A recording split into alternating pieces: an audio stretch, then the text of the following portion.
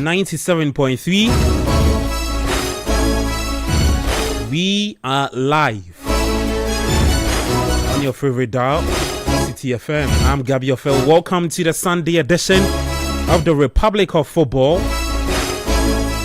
We are live on Channel 1 TV, YouTube, City Sports GHA, on X or Twitter, City FM. It's another interesting episode. Welcome along to today's discussion. This is your home for everything European football. We'll take you to the English Premier League, the Italian Serie A, the Spanish La Liga. We'll take you to Germany, the German Bundesliga.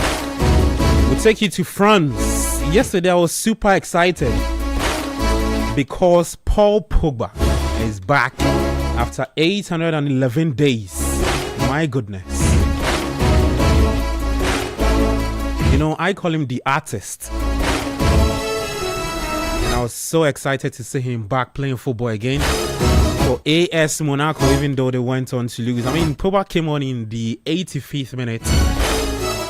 So what it means for the French midfielder and for the French Ligue 1 is that we'll get to see more of him featuring for AS Monaco. It was actually a delight to watch, you know, because Mohamed Salisu passed Pogba the ball, you know, Charlie. Said, no, give the ball to me.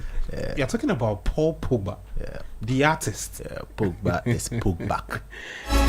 Right, welcome to the show again. You can text into the show via the text line 0549986996. Later at the tail end of the show, we'll activate the phone lines and then you can call us on 0539986996. Also call us on 0549986996. We'll get into today's matches and then we'll look at yesterday what happened in the PL, Spanish La Liga as well, Italian Serie A and the French Ligue 1. I'm Gabby Ofel in studio with Sedina Medmond.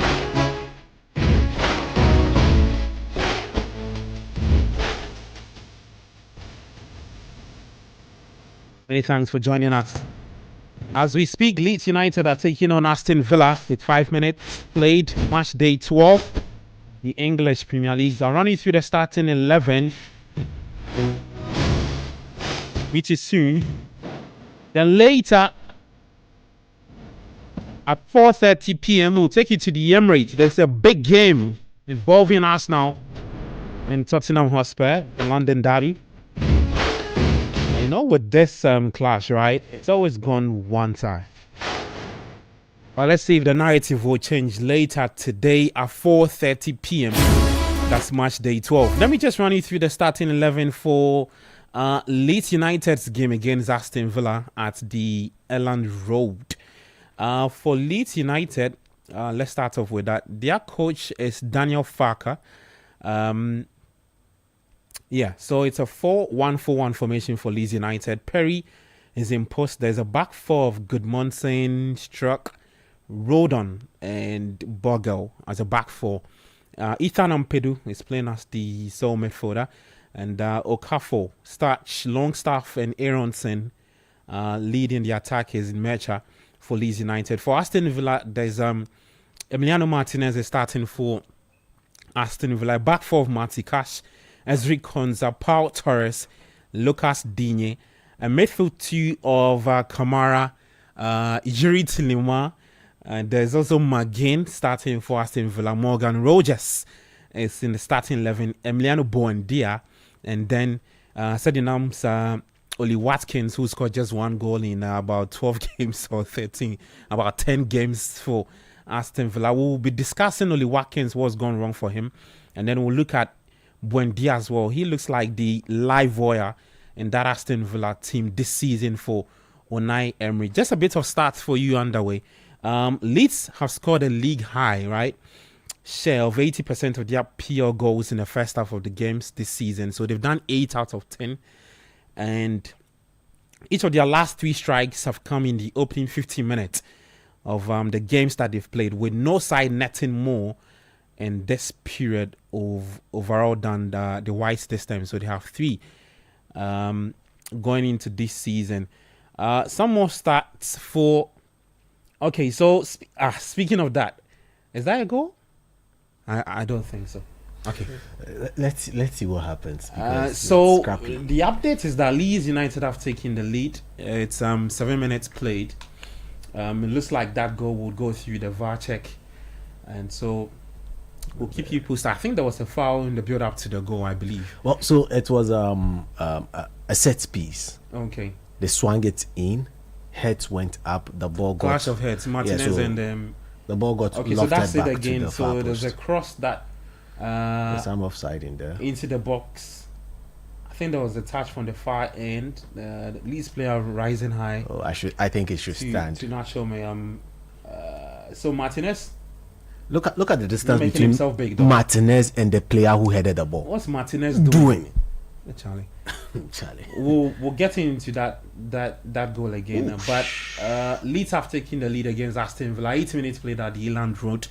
I was talking about Buendia, right? So he's starting today. What means for him is that he's now made the first 11 of the last 3 matches he's been available for, despite having played just 35 minutes in the 2025-2026 season. His 5 attacking returns and combined total of 24 shots and chances created both rank highest among Aston Villa players. So just like I put it in my submission early on, talking about the fact that Ollie Watkins has not given Villa the goodest this season for Unai Emery. They seem to have struggled. So that goal is going through the VAR check. I think there was a They're trying to check. there's the player who was on the far end of the post. I'm trying to get that player, but you know when the cross came in, there was one player who connected the ball, who lofted came back. the back. Yes. Yeah. I think he was in an offside position, so it's being checked to see if that goal will still stand for Leeds United. But let me welcome the guys into the show. I've got Kwabena Mafo and also Sedina Medmon joining me. You can find the guys on X. For myself, it's Gabi Milito 7. You can just head there and leave your comment. I'll be very excited to read them out for you. Okay, and just like I said, later at the tail end of the show, we will activate the phone lines, and then we'll get talking. Today we'll talk about Liverpool after that very flat performance they put up at home yesterday against Forest. We'll talk about that Annie slot malaise.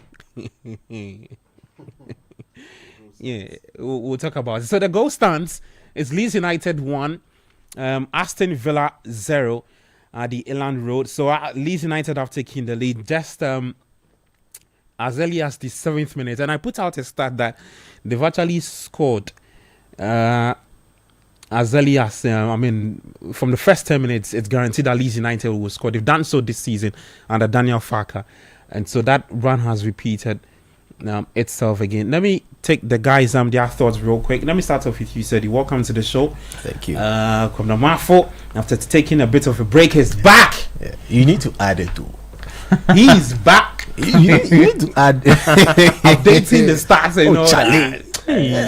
Come on, the hard guy. You've been missed on the show. The hardest guy. You're looking all fly. Are you from thank church? you. Yeah, I'm from church. Charlie. Hey. The last time I saw Kwabena Mafo, he was doing shenanigans by the church part. But guys, how are you doing? How are you doing You're today? fine, you're fine. Nice You're one, fine. nice one. Sadi, just quick thoughts on Leeds United. I think we should look at their whole run holistically in the league this season under Daniel Farker. I tipped them as one of the sides to go back to the championships. I don't know where you stand. Let's look at that and then we'll look at the goal. So far, before that, let me just look at their run, right? Yeah. Let me look at their run and we've played 12 games so far. So they are 16th on the table, right? Yeah. They've lost 6, they've drawn twice, and they've won 4. I've conceded 20 goals, they scored 11, so they have a goal difference of -9.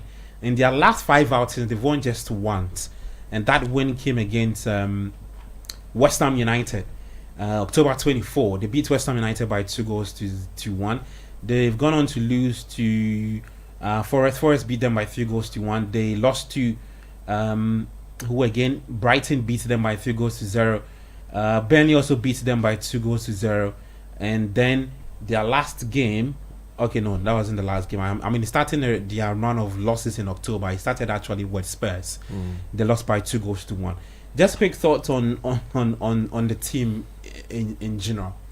Well, good afternoon to everyone doing their listening and watching us. Well, for Leeds United, and I think they're in the Yorkshire region. Yeah. I feel that they should be doing better than what they're currently doing. Reason being, they approached the transfer window. Now, just to cut you, is it the same Daniel Farker we saw with Norwich City? Yeah, he's the same He person. took them to relegation some 2 seasons or 3 seasons ago. But you see, and then he left. He left to Germany, I think, and then he came back. Yeah. I think he was coaching. But he has been doing a lot of musical chairs in the PL. in the championship actually before coming up with Leeds United. Prior to the start of the season, it was being purported that he might get sacked even before the start of the season. I was one of those people who opposed it because I believe that he had earned the right to come back into the EPL and coach once again. Yeah. Now, coming into the EPL to coach once again, we know that any team that qualifies into the EPL from the championship has a lot of money to spend. We've seen Sunderland spend more than a little in the region of 200 million, and everybody's seen Sunderland being stubborn against Arsenal in the last time out. We saw that happen. But for Leeds, I feel they approached the transfer window with a different mindset, which really needs to be studied. They did not go looking for players that would do something for them. They intentionally went looking for players who were over 6 foot tall. That was one of the main things that they did. So bringing in the likes of Shane Longstaff. Shane Longstaff is starting today's game in midfield for them. They've got Anton Stach. Anton Stach is also a DM. He plays for the team. These are all guys who are really way above that particular height mark of 6 foot. They are way above it. So for me, coming into the season, looking at the kind of purchases they had made in the summer with a lot of height, I'm surprised they are not ranking high when it comes to set pieces and connections. Okay, I'm really surprised, and I'm rather surprised that some of the youngest teams actually in the form of Arsenal and Chelsea are the ones ranking high when it comes to set pieces. So I really think that... Do you have Arsenal in there this season? Arsenal being set pieces? Yes, they are top. They are number one. Chelsea second. Okay. So I'm really surprised that a young squad like Chelsea, who don't exceptionally have young or tall players in their team, are getting a lot of goals from set pieces. Because you look at the likes of Caicedo, he's not tall. Enzo Fernandez, not your tall player. Joao Pedro is also not really tall. So for a team like that, and you look at the likes of Anton Stach specifically, because his height is really telling. Leeds United really have a very, very tall team. They also have this former Everton striker, Dominic Calvert-Lewin, playing for them. These are all really tall guys. So I feel that you've got really tall guys, and you've also got pacey players like Noah Okafor, who should actually be starting and crossing balls for the team. But it's not the approach they are taking to games. And for me, I believe that they should start having a mentality of smash and grab. We sit deep. They purchased Noah Okafor from where? AC Milan? Yeah, Noah Okafor plays for the... Wow. Oh, Charlie. you need to look at the lineup again, man. Because that's some serious signing they actually did. I think it's a brilliant point you also raised, because one would have thought that given the signings they did, I mean the quality they brought in, they should have been doing way better. Yeah, they also have. If you want to even juxtapose it with what Sunderland is doing, a similar thing, because they brought in Granit Xhaka, former Chelsea striker Bertrand Traore, Noah Sadiki, I believe, also purchased from one of the German teams, and they brought in Ronaldo from Atletico Madrid. So they actually also did quite a number of good buys. But for Leeds United especially, it's got to be said that they really need to do better. I feel they've got really pacey wingers as well. You know, Jack Harrison was loaned from Leeds last season, kept on playing in the PL last season. So such experience should be harvested by the team and used to their advantage. But so far this season, you really struggle to see exactly what kind of football they want to play. They are not that team that's exerting their presence anytime they play in a game. They want to put the ball on the turf and play, where you have tall players who can actually make use of the skies. Football is played on the turf, but again, people are using set pieces to get the advantage of other teams. So why not also do same? Because even the likes of Pep are going route one. You said Mikel Arteta has shown the way. Not Mikel Arteta has shown the way. Mikel Arteta has gone to bring back the book and has dusted it. So it was there. Oh, it was there. And people were not taking advantage of it. I keep making this statement and I'll keep making this point. But the credit will be given to Arteta now. No, I won't give it to Arteta. But why? The very first goal ever to have been scored in the EPL, the brand name EPL, was a set piece against Manchester United in 1992. Okay. So I don't know why. So the PL, under which manager? No, it was. I think it was. Is it Sheffield Wednesday? Sheffield Wednesday. Okay. That played Manchester United. Well, those teams are noted for. I think top of my head, I can actually list about. No, I wanted to carry it then, and I'll bring it into the era of Liam Delap's father. Yes. Roy Delap. Yeah. And so then, I was just then about we'll dovetail into because the Arsenal. There's actually a rich list of teams that adopted that style of play. Yeah.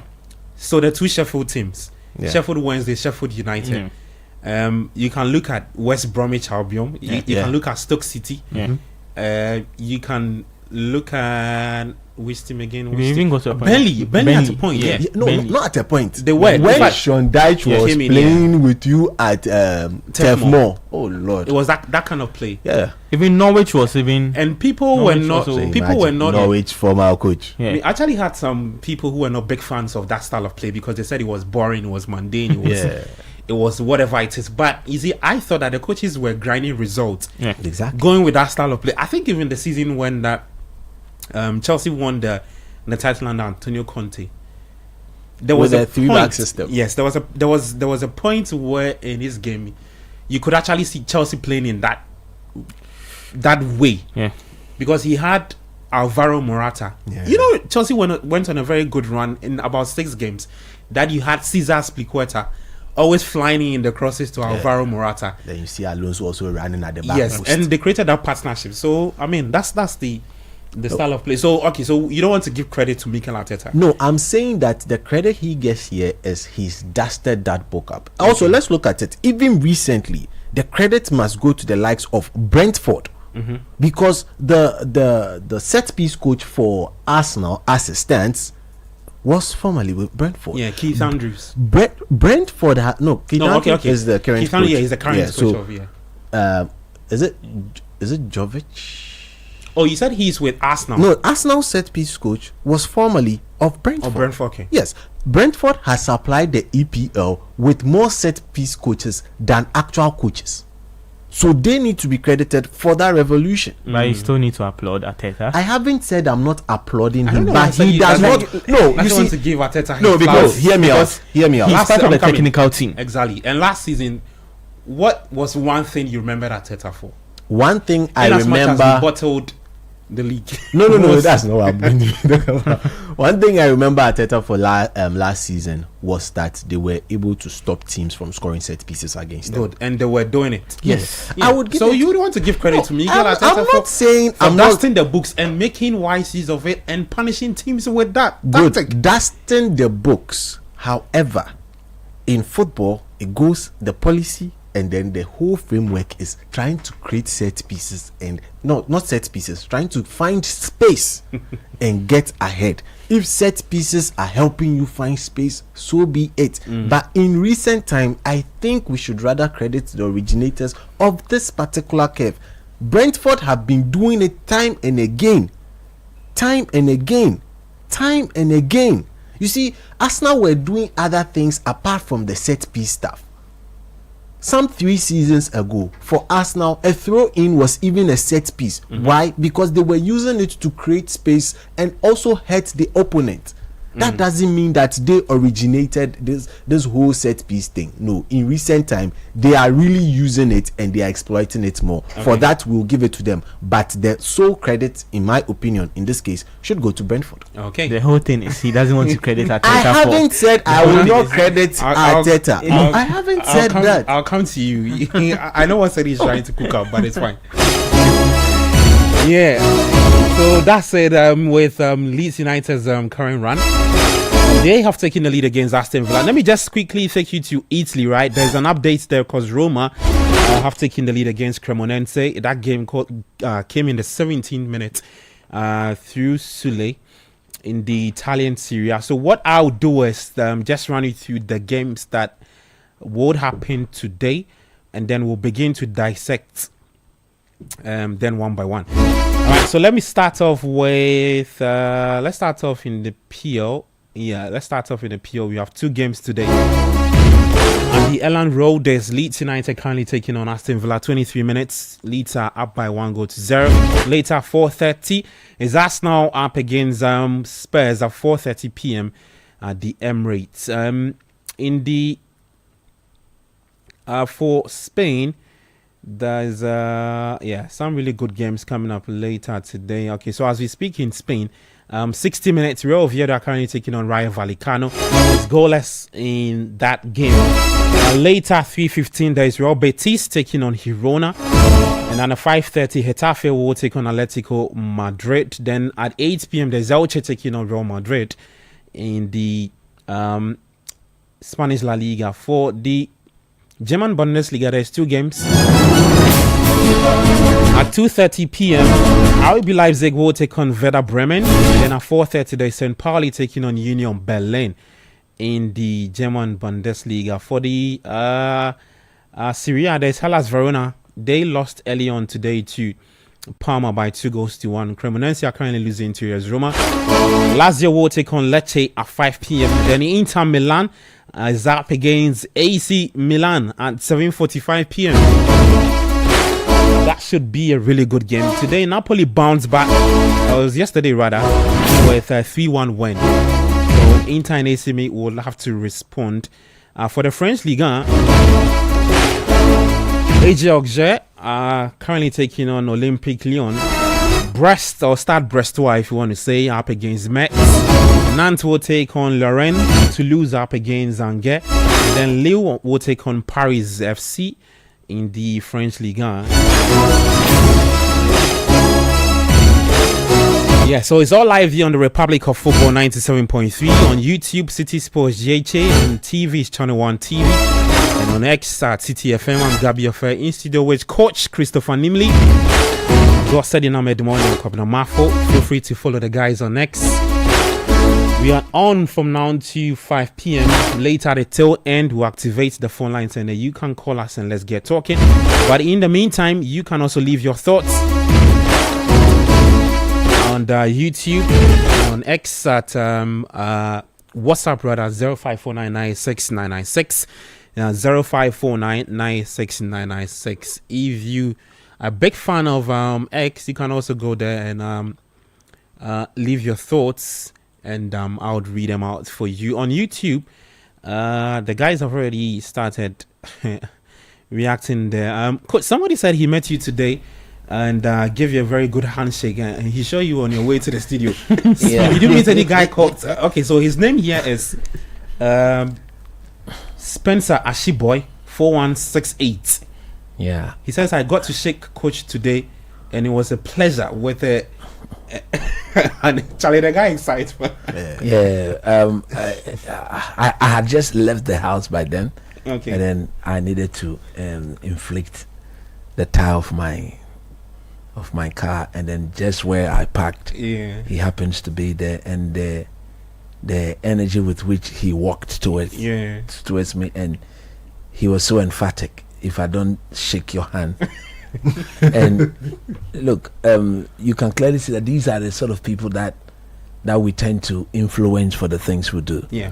Very handsome gentleman, neatly dressed, tucked in with his tie. Oh, Charlie. You could see Clean. that. I'm very sure he was on his way home from church. Yeah. I had already gone to church and I was leaving the home. And truth be told, it was a pleasure meeting him, and he could tell. And of course, I was on my way to this place. He's reacting on YouTube. Yeah. The guy is blushing.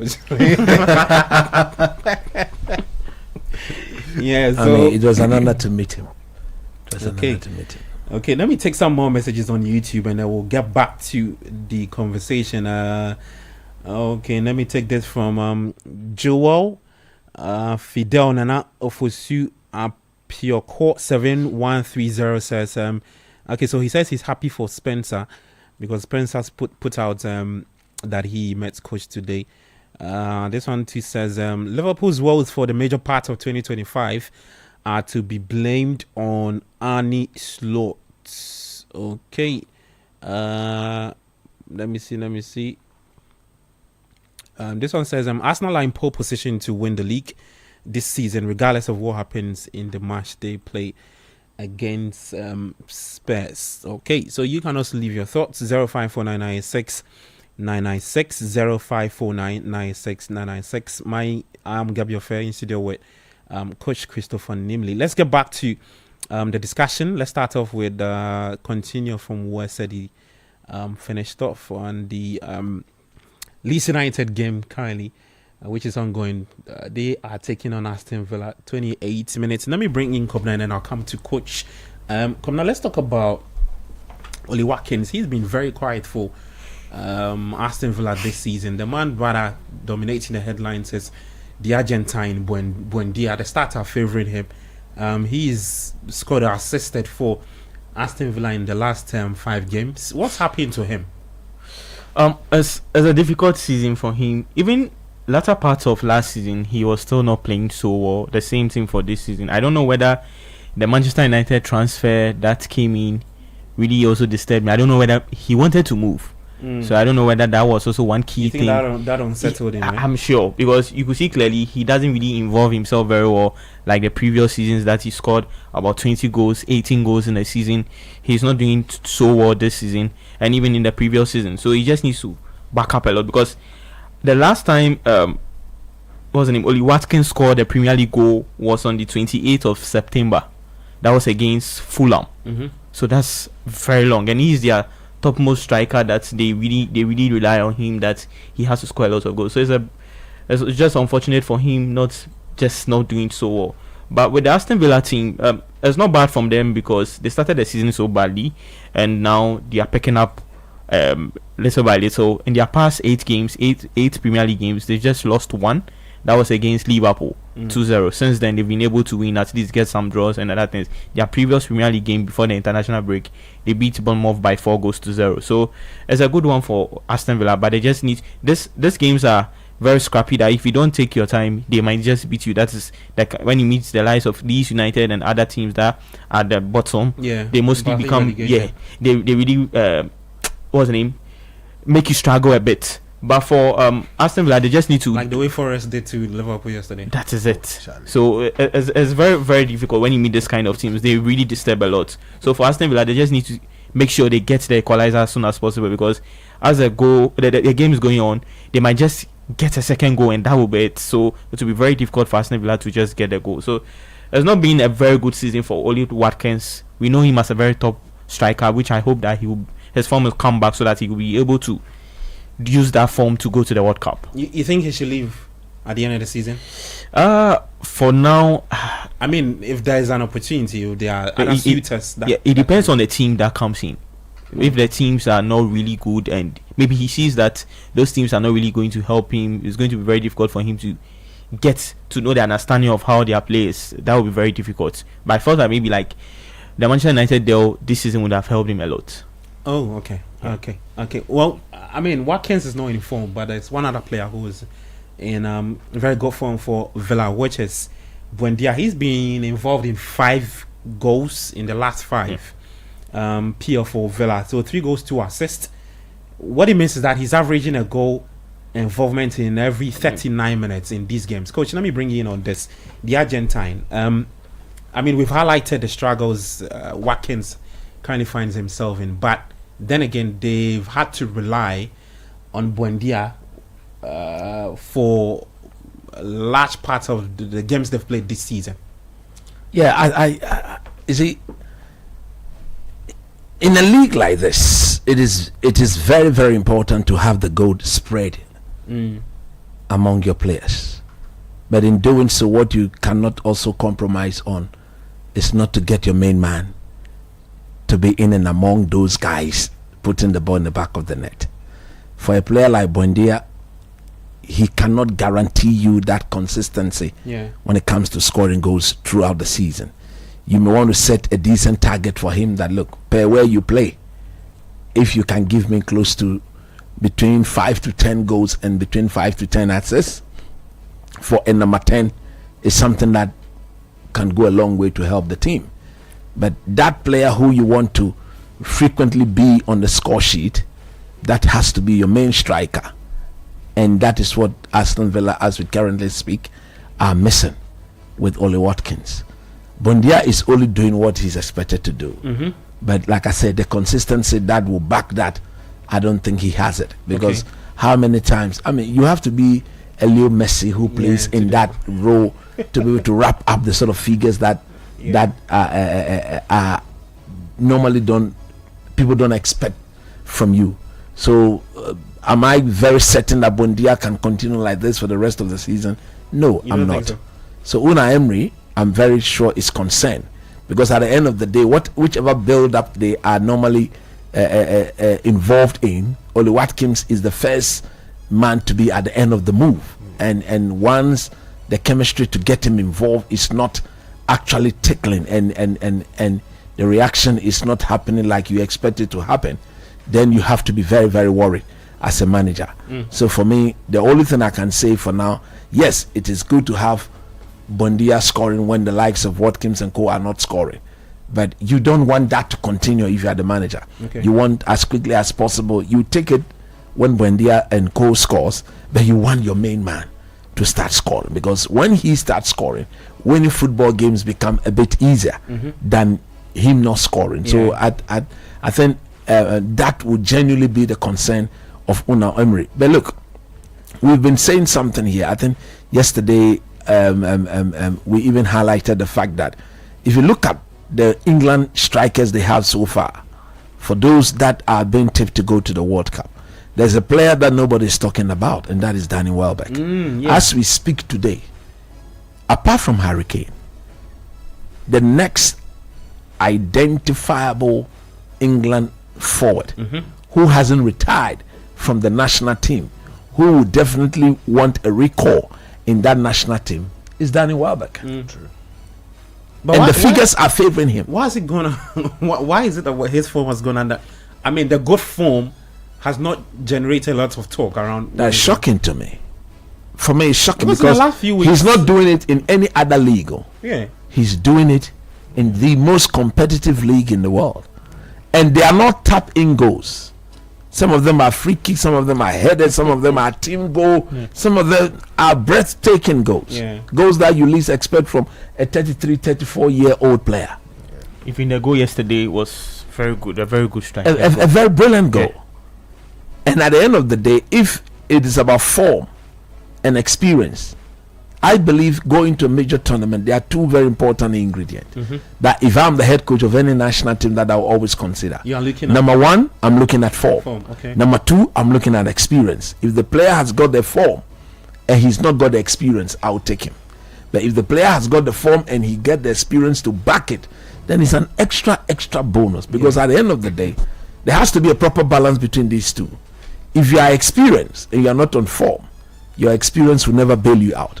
If you are not experienced but you are on form, the probability or the percentage of your form bailing you out is between 60 to 80%. And if you are experienced and you are on form, then we can be tickling the 90 to 95% mark that this is a sure guarantee for the World Cup. In the case of Danny Welbeck, he's not only experienced, but the form has been there, and it's been very consistent, because the form we are seeing from him is the very form we saw from him getting to the last 15 games of last season. he was very, very prolific, and he's carried it on into the new season. This is weekday 12. Yeah. He's already scored about 6 or 7 goals. Yeah, 7 goals. There you go. 7 Premier League. I think he's the highest scoring English striker in the league. Yeah. Nobody has been able to wrap that. Ollie Watkins, I'm not sure, has scored even 2 goals. Just one. Just one goal. Just one. So which other you want to talk about? Delap. So if we take The Harry least Kane, zero. if we take Harry Kane out, who I think Tuchel will go with him all day. So Delap 0 goals, 7 matches. 0. Yesterday he 0. played his 7th game Yeah. in the PL. 0 matches. We need to talk about Dilap. Ollie Watkins is Onyadi. struggling. Just Onyadi. one. That It's true. He's selfish. Yeah, you just And hold on, lazy. wait. Relax. Ollie Watkins 1 goal in what? One in 10. Yeah. Danny Welbeck is the next 7 goals. 7. Which other English striker again? Dominic Calvin-Lewin. He's resting on We the beg bench. you. He's No, not but really he- good. he- Okay, he's an English striker. Yeah, he's an He's English striker, so he's resting on the So I bench. don't know what, coach. Has it got to do with the profile of the strikers we are talking about, No, but is it if it and especially if we look at who Welbeck is Tuchel not only that arrowhead of a striker. Yeah, He's a ball playing striker. He gets on the ball, he dribble past people, he protect the ball where he links up play well, and he's finishing. And I think these are the basic ingredients or the basic attributes you want to see in your striker. And as we speak today, he's the one doing everything, anything a coach will want out of a striker. That is why England now, you see, look, I think Thomas Tuchel will have to be very, very careful not to unbalance this England team. yeah, I think they are spoiled for, they have too many Yeah, number yeah, 10s. Yeah. And the tendency or the chance that he may want to rely on them to be- complement Harry Kane's goal scoring record yeah. You think that will be may enough be for- their own undoing. Because I don't understand why Dan Webber didn't even get a call up in the last World Cup qualifiers. Yeah, he didn't play any of the games. Yeah. No, he didn't. He didn't. He didn't even get a call up. Yeah, And you ask yourself, what is the criteria that is being used to invite players into the national team? Is it about how well you perform in the league? And they all want us to believe, which personally I do accept, that this is the best league in the world, the most competitive league in the world. If a player is doing it, and he's not scoring just against the so-called weak teams in the league. Yeah. He's scoring against Liverpool. He's scoring against Man City. He's scoring against Manchester United. He's scoring against Chelsea. Name them.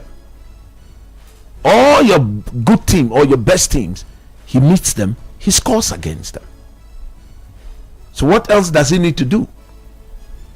I was talking to somebody, I think yesterday after the program, and the person virtually said that, is it because he's injury prone, so they are not sure of what to get from him in a major tournament when the games are being played every 2 days? And I told the person that tactically that could play into the minds of the coaches. yeah, But it is very prudent that you have him there, because after all, you may not need him every 2 days. yeah. Yeah. But there may come that most important game, that game that determines your continuous stay in the tournament. That knockout game that you are chasing with about 15 minutes to go, and your focus on your outlet is completely being marked out of the game. yeah. And you need somebody to go in there with something very different, a very different profile. And that is what Danny Welbeck may present to the England national team. So for me, what is even more shocking to me, the fact that the English press that are so vocal, They're not even talking about. they've all gone mute on the matter. And how I wish the people of Brighton, the English press in the city of Brighton, they will have to take the bull by the horn, because there's every logical statistics to back him being called into the national team by Thomas Tuchel. Ollie Watkins got a call. Which other striker? They are rather thinking about going to bring back the guy in Saudi Arabia, Ivan Toney I even to forgot go about to the that. World Cup. And he's playing in the Saudi league. That's why I'm saying that. Welbeck is playing in the EPL. Yeah. And he's starting with his team. Yeah, he's not being treated at Brentford as somebody who is always called upon when there's the need to do so. Yeah. He's an integral part of the setup of Brighton. Unless he's injured. He's always starting. He's always on it. No, but this season he has not even been injured. Look, this season, let's look at his record. He's been extremely consistent, and it's not by any means that I am in when Brighton colours. So I just have to advocate for my boy as the PR has gone to sleep on my boy. Look, he scored a brace against Chelsea, who have been buying players like hell, Skelter buying players. He scored a brace against Chelsea At Stamford Bridge. Yeah. He scored against Leeds United. He played in that game. He played against Arsenal. He has literally played every game this season in the EPL for the team Brighton and Hove Albion. And he has had proper minutes. He's doing proper minutes. Yeah, 90 plus intense. You see, you can't say that he has been having bad games. You can't say he has been having bad games. He has been having very, very good games. On an off day, he has a very decent way of going about his football. But again, coach has said it all. I don't want to bring in another perspective which is currently happening to Jude Bellingham. I don't want to think that is it, and I don't want to even rehash that conversation. But look at Ollie Watkins. Ollie Watkins has been playing. The primary role of a striker is to score. Ollie Watkins has been playing very similar to Rory Delap, wasteful, selfish, not in the midst of the action. Rory Delap, the least said about him, the better. They say he has been injured. We'll take it like that. But what we are seeing from him is not worth 30 million. Who, Liam? Yes. He's Liam. He was. Sorry, I mentioned his father's name. Yeah, Sorry. You're obsessing with watching him. Well, let's see what changes from now to when the World Cup kicks in. Let's see. But because the guys touched on the stats, let me just run you through some stats after match day 12. So for the goal scoring charts, Haaland leading with 14 goals played for Manchester City. Second is Igor Thiago with 9 goals. He plays for Brentford. The third is Danny Welbeck, plays for Brighton. He has 7 goals. Fourth and fifth are tied with the same goal. So that's Antoine Semenyo and Jean-Philippe Mateta, Crystal Palace and Bournemouth. They have 6 goals each. Brian Mbeumo of Manchester United, 5 goals. Callum Wilson, we forgot about Wilson though. West Ham United, 4 goals. No, he's on and off. But he's an English striker. Look. And then there's Junior Krupi of Bournemouth, 4 goals. João Pedro has 4 goals. Then Sedi's Nick Voltimada with 4 goals as well. For the assist list, Brighton leading. So there's Yakuba Minte that has 4 goals. Hartman of Burnley also has 4 assists, not 4 goals, 4 assists. Same as Minte with 4 assists. Mohamed Kudus plays for Spurs, 4 assists. Jack Grealish, 4. Granit Xhaka of Sunderland, 3. El Hadji Malik Diop, West Ham's left back, plays for Senegal, has 3 assists. João Pedro, 3. Antoine Semenyo, 3. For the clean sheets, David Raya of Arsenal has 7 clean sheets this season. Robert Sanchez, hey. No, you see, Chelsea's Robert Sanchez. In the last 3 games, he has gathered 3. Yeah. Away. In the last, and all away. Listen, this is a fluke. It's not a fluke. It's a fluke. It's a proper. How is it a fluke? A shock save, coach. Why don't you want to give the young man flowers? At the end of the day, he didn't concede. Yes, he didn't concede. A shock in coach's voice. A shock. No, but yesterday, which shot went to him? It's a clean sheet. You see, clean sheet. That is why the clean sheet conversation it to be brought. Don't start in a which shot, which one, why. There's a player in trouble. Okay, the referee has decided to go on yellow. So clean sheet, yeah, it is for him. Robert Sanchez 6. Just a quick update on the Leeds actually just came in. Aston Villa game. So he nearly got himself sent off. yeah. Oh, that was a really nasty tackle. Is it being checked? Oh, okay, it's not as nasty as that. I think he didn't miss the ball, right? I think he got the ball as well, but the follow through. Oh, that's the Japanese Tanaka. Yes, Tanaka. Yeah, Why did you go like that? The Japanese. our Japanese. He played against us. Tanaka. No, I don't think he I was. think he was called not in the team. Yeah.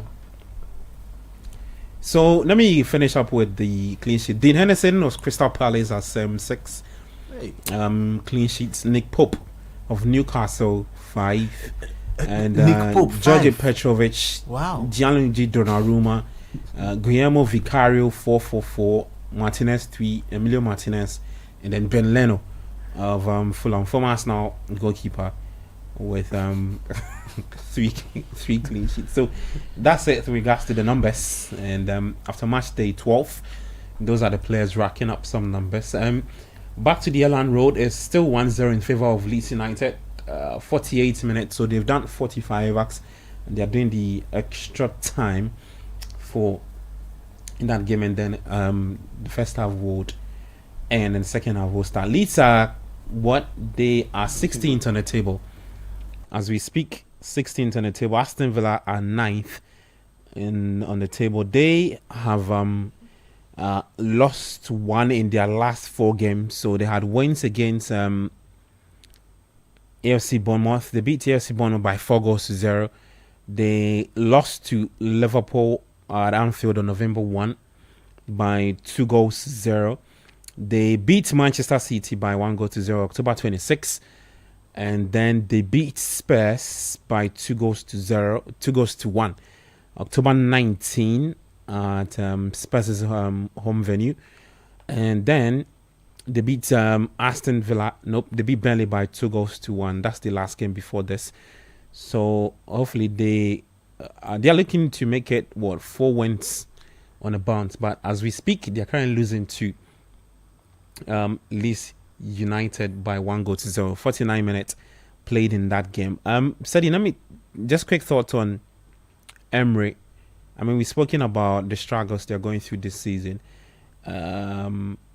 Comparing to what he did last season, do you think he can still guide his team into Europe, Conference League, Europa?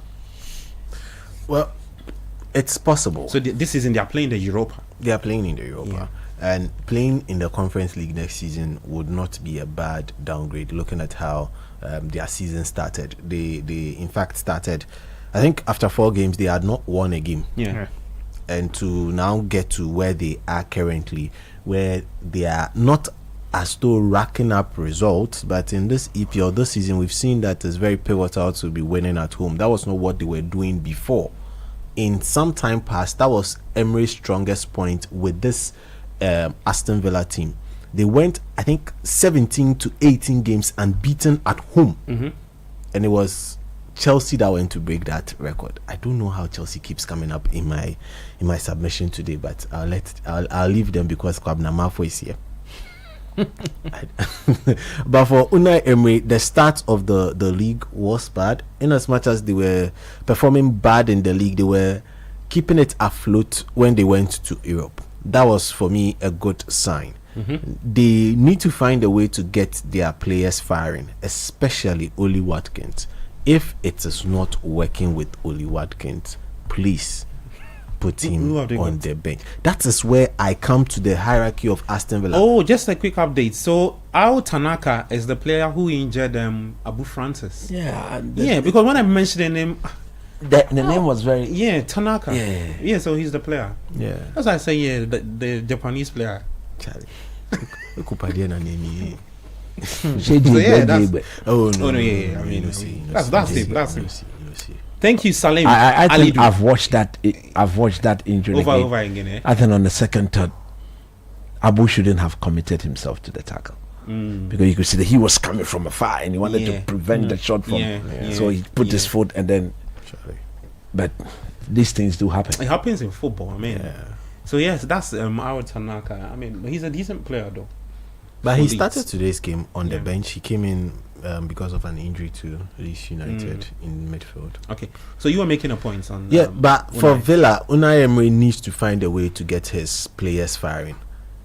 Emi Martinez needs to make a stand with the team, whether he wants to leave or he wants to stay. I think he's renewed his contract, so he's there. But coach, when you renew your contract, sometimes it's to bump up your sellability. Or No, you see, if you your- look at your- Emi Martinez right now at his age, we report have it that look, he thought he was going to Manchester United. Truth be told, Yeah. and it was a heated discussion with Amorim, and I think Barada yeah, wanted him to be the goalkeeper. The Wilcox, is it Christopher? Rafael? No, I think Fervet. I don't know the one that Vevel. Vivel. Yeah, Vivel, Vivel. yeah. Yeah. Christopher Vivel. Yeah, see, Wilcox and Vivel are in charge of scouting and recruitment. Although Amorim is also has a role to play. But once it came down to what's the name again of the goalkeeper? Martinez Yeah. and Le Mans.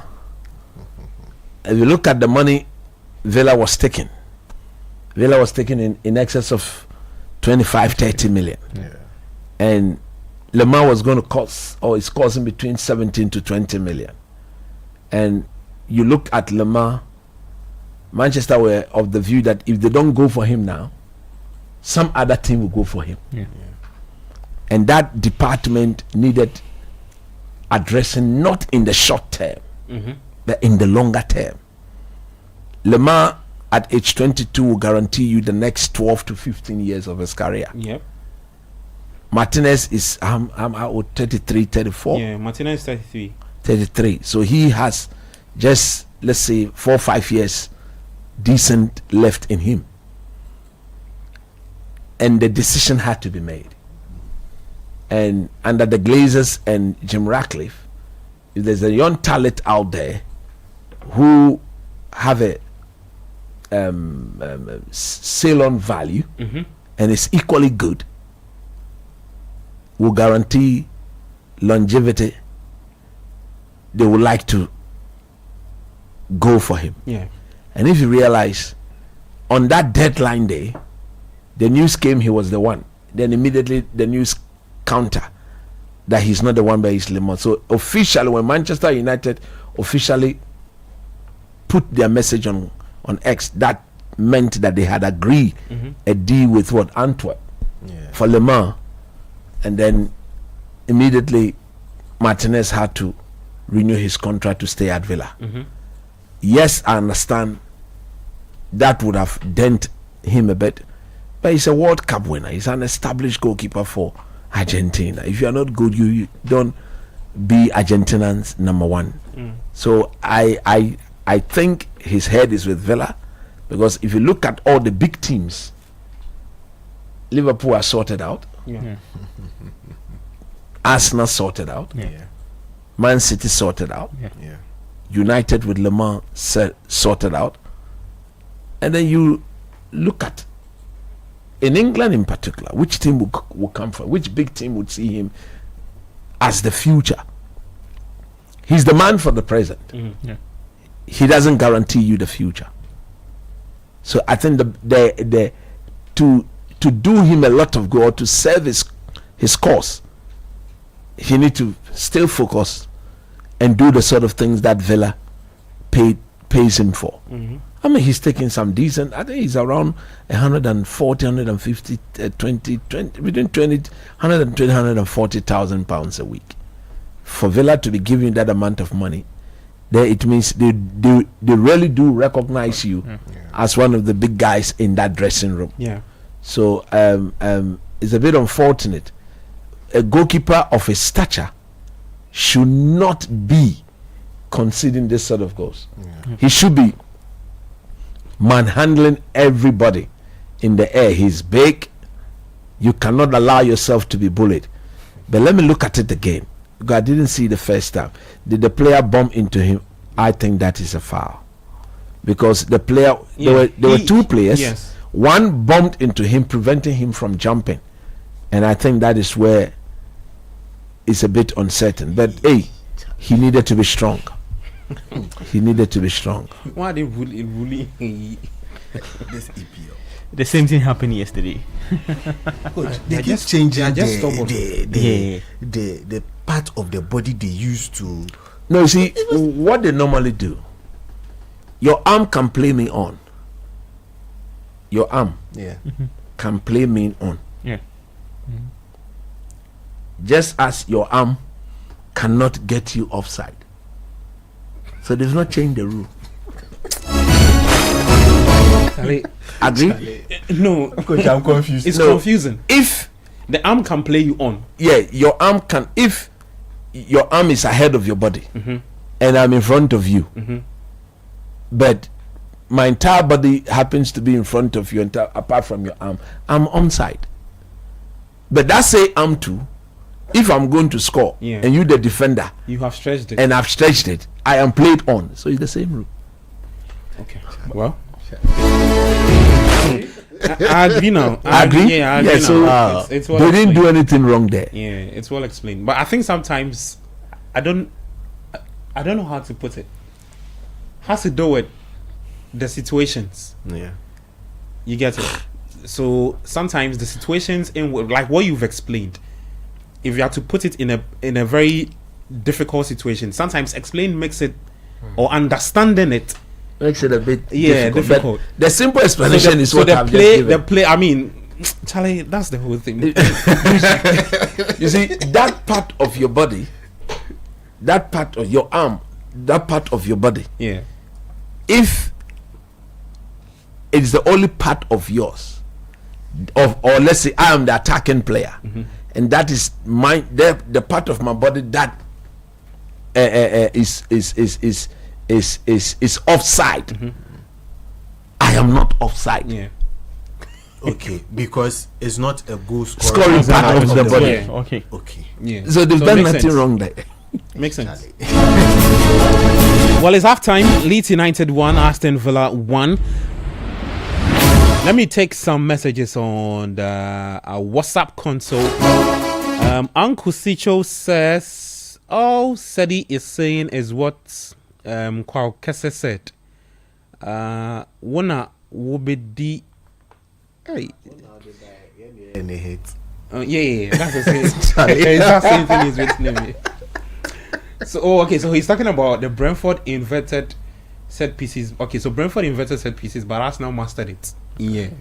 Okay. Jay from Cove City says Frank Lampard is a better manager than Arne Slot. No cap. Hey. Liverpool should fire him ASAP. Happy Manchester United soon. Kingsley from Medina says Liverpool lost, Man City lost, Arsenal will be losing, and then the climax will be on Monday with Manchester United losing. What a week to be a Chelsea fan. Who may not stake bet on those small clubs.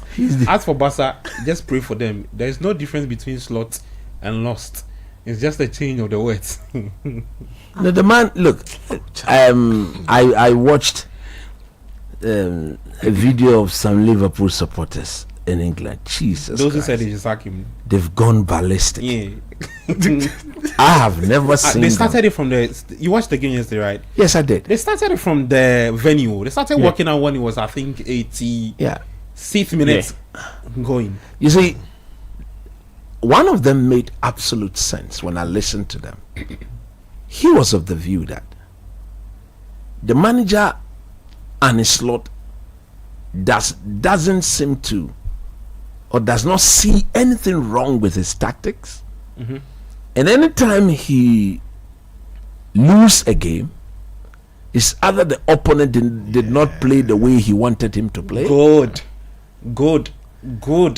And then, I mean, you cannot be a manager and be thinking, okay, you see, every team goes into a match with a preconceived tactical idea of yourself and your opponent. But the moment the ball is set in motion, You don't expect. That is the reason why you are paid as a coach. You don't expect the preconceived tactics to play To manifest on the pitch. That is it. And then you're telling me Then that. yes, okay, but why are you not playing what I thought you play? Come on, change to what I want you to play. Do you know why? Look, when I said good there, right? I listened to Slot speak after the game. I didn't watch the game. I just watched the highlight. But what I did yesterday was I went to listen to the analysis bit of the game. And when Slot was speaking, he sounded very passive. They asked him about if he could change this from now to December. His answer was very passive. He looked like a manager who clearly was not going to budge from what he thinks would work, which is what you said, the tactics. Yeah, but stick to it, and we'll do it, and we'll keep on. Even that, he's not sticking to any tactics. Yeah. There's no tactics in the first place. I saw him very confused yesterday. I've never seen that. Look, I don't remember the last time I saw a top manager this confused, or a manager who is coaching one of the top teams in the world this confused. So yesterday, when he was effecting his changes, this was the first change he did.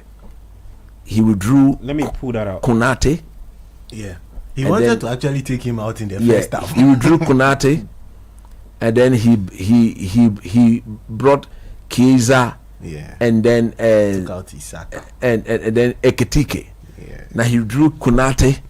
He took him off, took Gravenberg from the midfield to partner Van Dijk, and then he brought Soboslai from right back into midfield, and then he took Jones from midfield to right back. And I was asking myself, and brought him Rio Ngumoha. So that actually meant that Soboslai experiment from the beginning with Jones in midfield did not work. Has completed. So why have you just inverted them? Tomorrow you go and play right back small. You play. Let me see if that's when then I switch the two of you. We did try and see if it never made sense. Yeah. Then he did some other changes. He took off Isaac and then Kerkes. Yeah. Then he introduced Robertson, and then the small boy Ngumoha. Yeah. So at a particular point in time, there was Chiesa, there was Gakpo, there was Salah, there was Ekitike, there was Ngumoha, there was Soboslai, McAllister. But when you watch them play, it wasn't a system sort of play. They were all now relying on individuals. Yeah, figuring out there was a magic. So when they give the ball to Salah, everybody stay off him and watches what he does with the ball. When it comes to Ngumoha, nobody runs to support him. They just watch him. He dance, nowhere to go. He gives it to the next person. Then Gakpo will come. He will take it up, pull it to. Do this. You know what? You don't understand. You know why I'm laughing here? Somebody says Slot, he ding dong. When someone tries singing the song. He's dazed. Sweet mommy, behave yourself. Is it when we say somebody in Ghana, meaning the man is dazed, he's bruised, he can't look, he doesn't know where he's going. Yesterday you could see when the third goal went in and the camera just fell on him. Yeah, you could see him just bubbling his lip like that. Then sweating from his scar. Damn, this man is in big trouble. In the court. And one thing about the Liverpool supporters, look, one thing that most people don't know, Liverpool was formed by fishermen. Yeah. Chelsea, for example, it is pensioners who formed Chelsea. Yeah. Pensioners.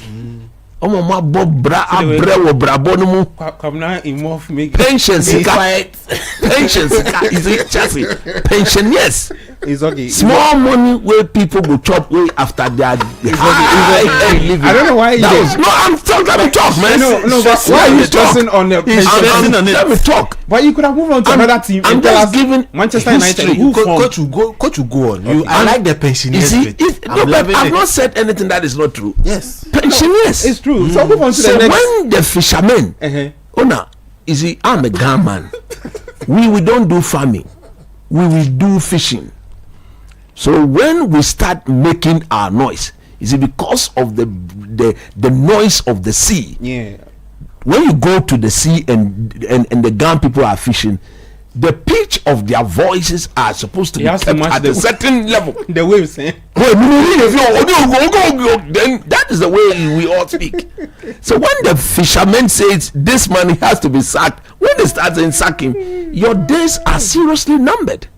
So the point I'm making is that Mr. Slot, I think, will get the sack. Because look, he looks so confused and there's nothing working out for him. You cannot be giving these players, this group of players, good. Look, people say Amorim Shah. I disagreed, because I said, you wait, get him his system players, and I believe it will change.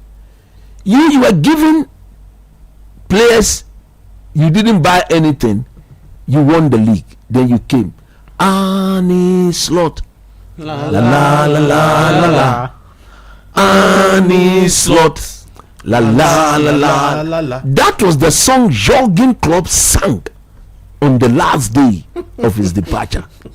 Now when you won the league, you also pay tribute to Klopp. You say, Jurgen Klopp, la la la la la la. Now you are collapsing, completely devastating Jurgen Klopp's house that he built. So Annie Slot soon get the sack. Annie Slot should get the sack, because I don't get the man,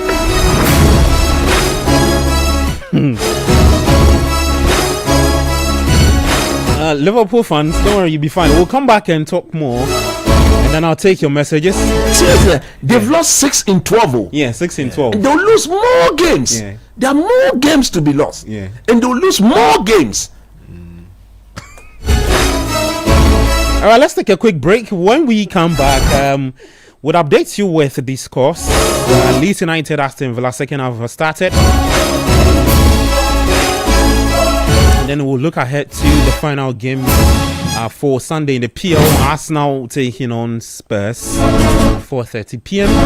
This is the Republic of Football on 97.3 on Channel 1 TV.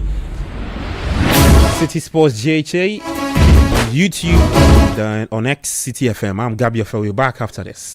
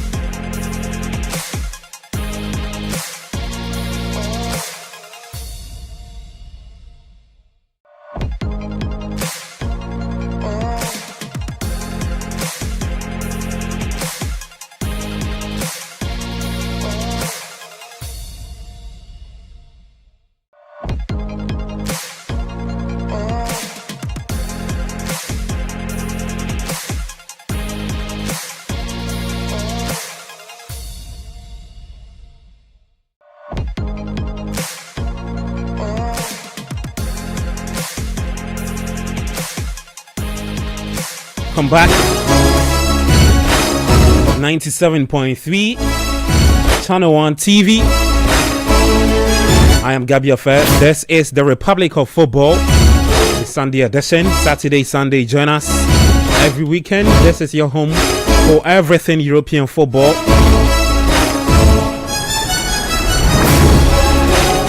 We will bring you closer to your teams, bring you all the scores, the updates,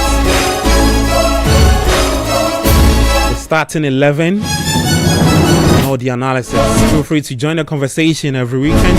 Just texting into the show 054996 Later, we'll activate the phone lines and then you can call us on 053996 054996 Let me take some messages. This is from Gilbert's listening to us from Ashaman. Says, Chelsea made me happy yesterday, and also my dream is to be like you guys. I mean, a sports pundit, but now I'm just 17. So how can I start at this age? You can always start. Yeah, you can always start at any age. Also, you have some words of advice for him? Oh, he should just start reading a lot of books. Exactly. Yeah. Just read. You'll be fine. Don't give up on the dream, okay? Coach, you want to say something? At age 17, it's good to have that ambition. But for now, there are things he should be focused on, which is the books. Yes. Focus on your studies. If you want to be a sports journalist, whatever, okay, it's just something that you have to do at the tertiary level, and then you can always build up. But keep watching the game. Yeah. It is key. Keep watching the game. Opens you to a lot of things. Keep reading match reports, FIFA's report on tournament, tactical breakdown from the tacticians of the game, and you can only open up your mind to some beautiful things in the future. So it is a nice ambition to have, and then I pray God it comes to pass. So that's for Gilbert listening to us from Ashaman. That's some words of advice for you. So don't give up on the dream, okay? Area lawyer from Dakuman Kokompe says, always nice to hear from you guys. Nice show as always. As for Delap, I don't know who encouraged him to play football. He looks like a film actor. I don't know why we went for him. You see how the English media are quiet on Delap's poor performance. I heard that Man United was going for. I said, come on, I pray God this never happens. But if you were a non-English man like you see, nobody can convince me that he's better than Jackson Apu. This is from Owahene. Says, it's disappointing for coach to say it's a fluke for no, coach didn't say that. So it was Sadi who said it's a fluke. That what? He said you said that Robert Sanchez's 6 clean sheets is a fluke. No, I didn't say that. You said I said but it's a clean sheet. You see, the chances of what there's this perception they have about me. So even when I speak the fact about them, they never hear. You were even backing me that it's not a fluke. It's not a fluke. We should give He's kept a clean sheet. So it's not coach. Oh, why him, please? It's Sadi. Sadi who said it's a fluke. And that he'll be back to factory settings soon. So he says, well, Sanchez this season has really made some incredible saves and has really upped his game performance. Also, we Chelsea fans are hoping he maintains his performance.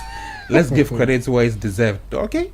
Hashtag the Republic of Football. Okay. Pricks from Priest, I think, from McCarthy Hill says, it was the Japanese who plays in Monaco. No, he's not the one who injured Abu Francis. It's not Minamino. It was not Minamino. Yeah, it's Ao Tanaka, the one playing for Leeds. Okay, Priest. So it's not Minamino. Minamino was out on the wings at that time. And it was Minamino who went to talk to Salisu after the game. You know they were because both of them playing the same year. So Bright Habada inside Bechele says, Gabi, have you seen the inconsistencies on the part of Sedi from the Chelsea side? How can Watkins how can the Watkins issue has to do with Chelsea buying players left and right? Tell him to stop. Okay, noted. But how did I? I don't even get the whole message. The player I have been Bryce mentioning from Habada. Chelsea. Maybe if you can come back again. It's Delap. Then okay. Maybe he'll come back and provide some clarity to it. Delap, your striker, played an entire 90 minutes. Yeah, I think did not get a shot on target. Yes. Could have provided an assist, not even an assist. Two assists. He had what, 17 touches or something like that. Forget the number of touches he Sapa had. no nyadi. Oh, Charlie, see, there were occasions where there was one occasion. You know, Gittins was to your left. Oh, I saw that. Neto was to your right. Choose one. Choose one. Yeah, I don't know what he was doing. I don't know. Then there's another one. You get to the line, cut back. You make Magui come and do the same thing. Then when we say Chelsea fans say we shouldn't say. Okay, so Habada, maybe if you can come back and explain that message. Let me update you with the scores. Okay. Let's start off at the Elland Road. So Aston Villa equalized just after the second half, just a few minutes after the second half resumed. It's 1-1 between the two sides. So it's Leeds United 1, Aston Villa 1. Morgan Rogers is the man who got a goal for Aston Villa in the 48th minute. So not too long after the second half started. Let me take you to the French Ligue 1 and see if I can get some update from there. So 61 minutes played between Auxerre and Lyon. It's goalless. Stade Brestois will take on Metz at 4:15. Nantes up against Lorient. Same time, Toulouse would take on Angers. Lille up against Paris FC. For the Italian Serie A, Cremonese are currently taking on AS Roma. It's still 1-0 in favor of AS Roma. 5 p.m. Lazio will take on Lecce. And then Inter Milan up against AC Milan in the final game for the Italian Serie A. Let me take you back. Let's do a review of the games from yesterday, right? Let's do a review of the games while keeping tabs on the Leeds United Aston Villa game. Let's start off with the early kickoff where Chelsea beats Burnley by 2-0. So the Chelsea guys, let's hear from you. Kobna will do justice to that result. Bournemouth also played out a 2-2 draw with West Ham United. Brighton 2, Brentford 1. Fulham beats Sunderland by 1-0. Liverpool lost to Nottingham Forest by 3-0. And Wolves also lost to Crystal Palace at the Molineux. It was Crystal Palace 2, Wolves 0. Newcastle at the St. James's Park also beats Manchester City by 2-1. Now let's look at it. Chelsea, because City failed to beat Newcastle yesterday, Chelsea still occupying the second spot. If Manchester City won, they would have taken Chelsea's place. Let me start off with you, Kwabena. Let's start off with Delap. What should Maresca do to the young man to get him firing? Because he's supposed to be the number 9 leading. Yeah, Maresca is doing everything possible for him to start games. Even games that he came on and even had a red card and other things. Maresca still did his best for him. Yes. So it's just a player who needs to perform very well. So because the player is not good enough? He's not performing well. So it's a wrong signing? I don't want to say that now. How many games do you need? No, I don't want to say that now, but it's not a good performance from Delap. He's not playing so well for Chelsea. It makes Chelsea fans miss Jackson a lot, because with the kind of football Delap is playing, Jackson plays far better than what Delap is doing right now. And with Chelsea winning against Burnley, it was a very good one for them. Chelsea didn't play so well, but Burnley played possessive football. They tried their best to get the chances, but unfortunate for them, they didn't just score. But for Chelsea, they just had their chances and they scored. But for one player that we have to talk about in that game was Andre Santos. He played so well yesterday. He played the name Andre Santos. He played so well yesterday. You could feel that. How you be Santos? Yeah.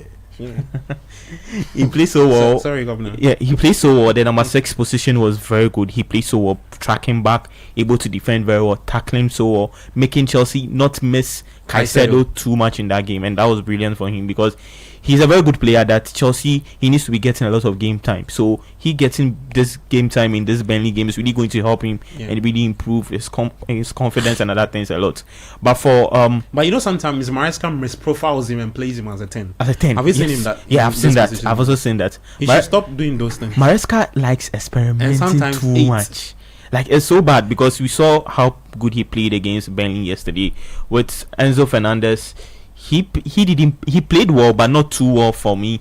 But it was a good one from them. I saw Cucurella playing, inverting to the middle, playing so well, moving forward, getting even with the goal against for Chelsea, the first goal, he had to do the run, and that was very good from Chelsea. Yeah. But for Tosin Adarabioyo, for Adarabioyo, him, he's still shaky against. You make coach laugh. No, he's still very shaky when he's playing at the back line. Tosin has been shaky throughout his career as a centre back. It's so bad. It's so bad because against Burnley, but it's good that he played against Burnley because this week is a very tough one for Chelsea. If I train 1 week, 1 week, you'll beat him. Oh, I got display sound for the team. It's like Tosin Adarabioyo. Oh, nah. Just after train 1 week, just 1 week. Disasi know they get some play. Disasi. Look at the player you are even. I'm shocked. Axel Disasi. The last time I saw an update from him was that he was playing with Chelsea's reserves. Yes, he plays with the under 20. Under 23. Yeah. But he's there chopping free money. Yeah, he's chopping free money. The same thing. So where is Raheem Sterling? He's homo. He's not even playing. He's not doing. But every week 350. Every week 350. What a way to be a rich man. The football job, he nice. So come and finish up with this. So it was a good win for Chelsea. No matter how whether they played or they didn't play or they did the most important thing by winning, and it's a good one because now they are second on the league table, and it's really going to boost their confidence because their next Premier League game they are playing against Arsenal at Stamford Bridge next week Sunday. So it's a very big one for Chelsea. Yeah, just a quick question, right? You know Chelsea's current form and the position they occupy now. A similar thing happened last season. Exactly. A similar thing happened last season. Yes. And since the turn of that 2025, they began to struggle. Is that a similar thing we are going to see happen under Maresca this season? If that is to happen, what do you think? Roma just scored their second He goal. can. Yeah, so just a quick update from the Italian Serie A. It's 2-0 in favor of AS Roma. So AS Roma 2, Cremonense 0 in the Italian Serie A. I think it was is that the Ferguson guy, the Brighton guy? Yeah. Ivan Ferguson. Yeah. Oh, okay. So for So what do you think, Mario? And this is big because for the benefit of hindsight, right? He's not supposed to allow what happened last season repeat itself. that is true. And when he goes to the press conference, those questions will come again. And Chelsea, Title contenders. it will start. For Maresca, I know that last season what happened that he had to just deny, and even some of the players were like, oh, they are taking it game by game. Fine, that is very true. You have to take it game by game. But when you say those kind of things, it just makes the players, their morale go down a bit. But I just feel like for the players themselves, they know what they want. Because before the season started, after Chelsea win the Club World Cup, I remember I watched an interview. They interviewed Rhys James, and he was like, after they winning the Club World Cup, one thing they have to win this season is to win the Champions League or to win the Premier League. So they have to do their best. So for that question, Maresca needs to know that it will keep on coming. And now they are second on the league table, 3 points. We don't know what happens today, but they are 3 points just behind Arsenal. So it's going to be a big one that he has to tell the players that they need to show up. They need to be doing well because now the big games will start coming in. If Arsenal lose today to Spurs and Chelsea beats Arsenal next week, Chelsea are top of the table. Yeah. That is it. You know that? Yeah. So it puts a lot of pressure on them. They need to do their best. They just need to do their best to be able to do very well this season because it's a big one. It's a big one this season. Sadie, just quick thoughts on Chelsea. I mean that last question I asked about how Maresca would have to prevent that collapse repeat itself again. Yeah. Well, Maresca caused the collapse himself with his utterances, and he can prevent it with his utterances. It's very simple. You are the leader of the team off the pitch and even on the pitch, minus your captain. If you say we are going for the league, we are going to see how this carries us, it's better than we are not ready. Yes. To use that phrase, we are not ready. No, you don't do that. Now you are sitting pretty at a position where you were last season with players who are better composed than last season, players who are shaping up in a much interesting way than last season. You are getting goals from all across the pitch. Now, Chelsea's highest scorer this season in the EPL has got 4 goals. But they are the second highest scorer after City. Yeah, because they share the responsibility, right? Sharing it and this across is without board. Cole Palmer. Without Cole Palmer. Their highest scorer, 4 goals. Everyone else, 4. Then you have Caicedo, 3. Someone is chipping in 2. A couple of people...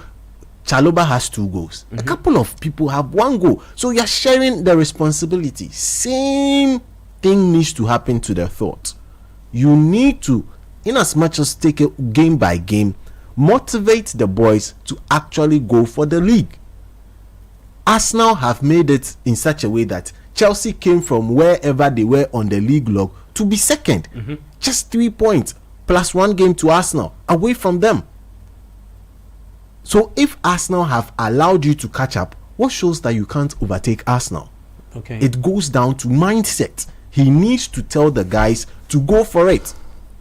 It's understandable. He knows that he has a very big week. A couple of games coming for him. From now to December, Chelsea will be playing almost every 3 days. He has come to understand how to rotate his players and get the best out of them. He needs to go for it. Yeah. So the experience has to show. Yeah, he has won the Club World Cup. Yeah. We can't take it away from him. In as much as people believe that his tactics... Roma, third goal. Well, there is an update Roma. in the Italian Serie A. Is Roma with a 3rd goal against Cremonense. Yeah, after having their coach sent off. Yeah, so a 3rd goal for AS Roma. Looks like you are putting some mushrooms. Oh, Charlie. I think they are putting... So they finish up. So it's for me, it's about time he tells the boys that this is the season you could go for the league. Make it interesting. Don't let Arsenal, who are favorites to win the league, walk away with the league. Make it more competitive. How do you make it competitive? Imagine you just went on a 3-game winning streak and you are here. So imagine going on another 3-game winning streak. Where would you be? We are now just about a 3rd through with the league and you are here. Don't bottle it. Okay. If not so, Chelsea would also need to start carrying part of that bottling tag. In as much as they take all the credit for getting set piece goals and they are enjoying it, when the negatives come, they need to enjoy it as well. But this is one season that they can make interesting. Liverpool are not part of the EPL conversation this season. So for Taking them out? oh come on, Pep. Oh really? See. You don't think they are bouncing back anytime? Liverpool is not winning this league. There's no way Liverpool will come back and win this league. No way Liverpool will come back and win this league. You don't think they can go on a 10-game winning They streak? should try and focus on the Champions League, on the FA Cup. Focus on something else and give the fans a trophy to cheer this season. But the league at this point is gone. The league for Liverpool, knowing and seeing what they are playing, it's gone. Slot has been found out.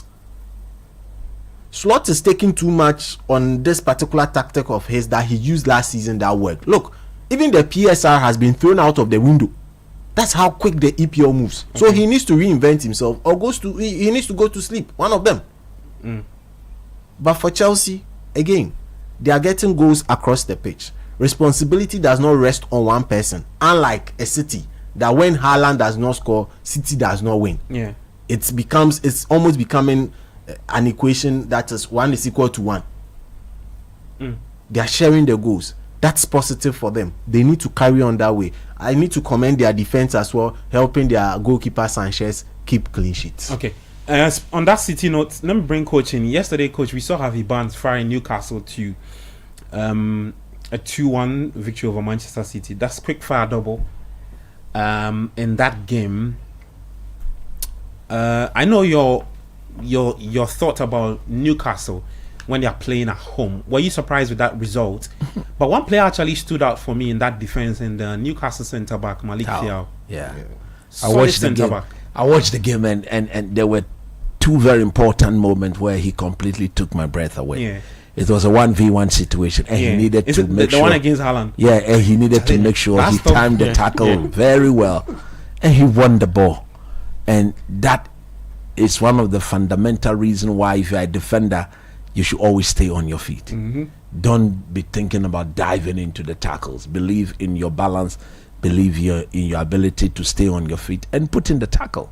And once you stand on your feet and you don't backpedal, you are most likely to get it right. But then, having said that, just before I touch on the Newcastle Man City game yesterday, let me say something very brief on Chelsea. Okay. I don't think they'll win the league. I think it will be a Herculean task for them to go and win the league. But I think they will be in and among the mist. They'll have to make sure the leagues remain competitive. The reason why I say I don't think they'll win the league, already the manager is thinking about what? Refreshing in the team, rotating the team. A time will come where the quality of the opposition will clearly not allow you to do that. Look, Maguire and Co, you cannot go and face them with Barcelona, or you cannot be using Gay and Tosin, Aderabiu and Co to go and be playing against Arsenal next week. You understand what I'm saying? Yeah. So I think it will come down to, at a point in time, Maresca will have to decide which of the title he wants to go and compete for, and that would inform his decision on how to rotate, and of course how to then make sure he pick his best team for very important games.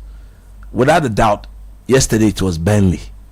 They could have afforded to do the rotation, and they would have gotten the result. In midweek, clearly there will be what we expect to see. Barcelona. Barcelona will be around, and once Barcelona comes around, Caicedo will come back. Enzo Fernandez will come back. The following week or 3-4 days later, it is Arsenal. You have to parade your best.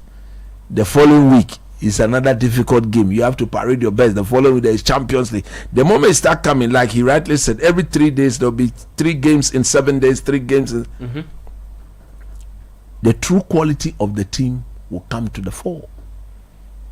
And if you look at this Chelsea team, they have a formidable 11 or formidable 14 players that he can call upon. The moment he begins to rely on Tosin, Aderabiu and Co, then the standard drops. The standard drops, like we saw about 2-3 weeks ago against who? Sunderland. You remember? Yes. So it is just because of that I don't think they will win the league.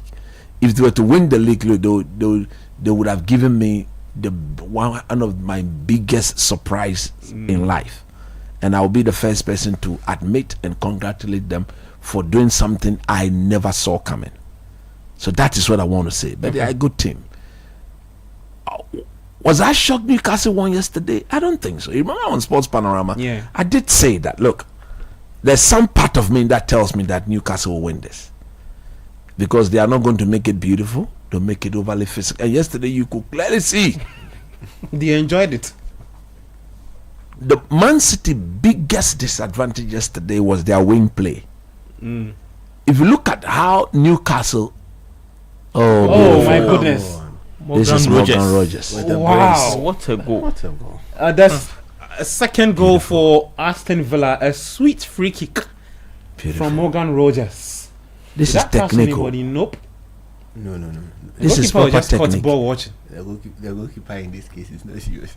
That's technique. But I thought he was moving. No. He did his job. The ball went in over the wall. And I think that's it. But you have one of the tallest teams in EPL, and you can't defend.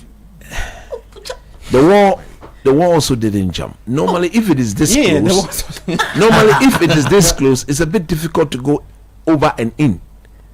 So if the wall had jumped, you see, there was somebody down there. He just. They did.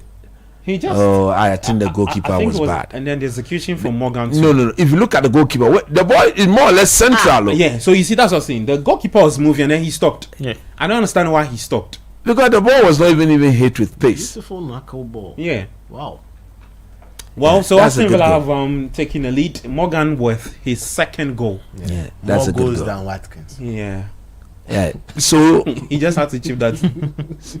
so like I'm saying, look, Newcastle is a completely different animal when they are playing at the St. James's.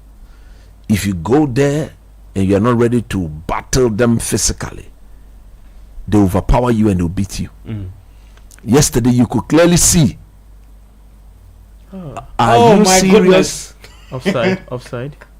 Is that They've offside equalized. position? They've equalized. Dan James. Charlie. So it's 2-2.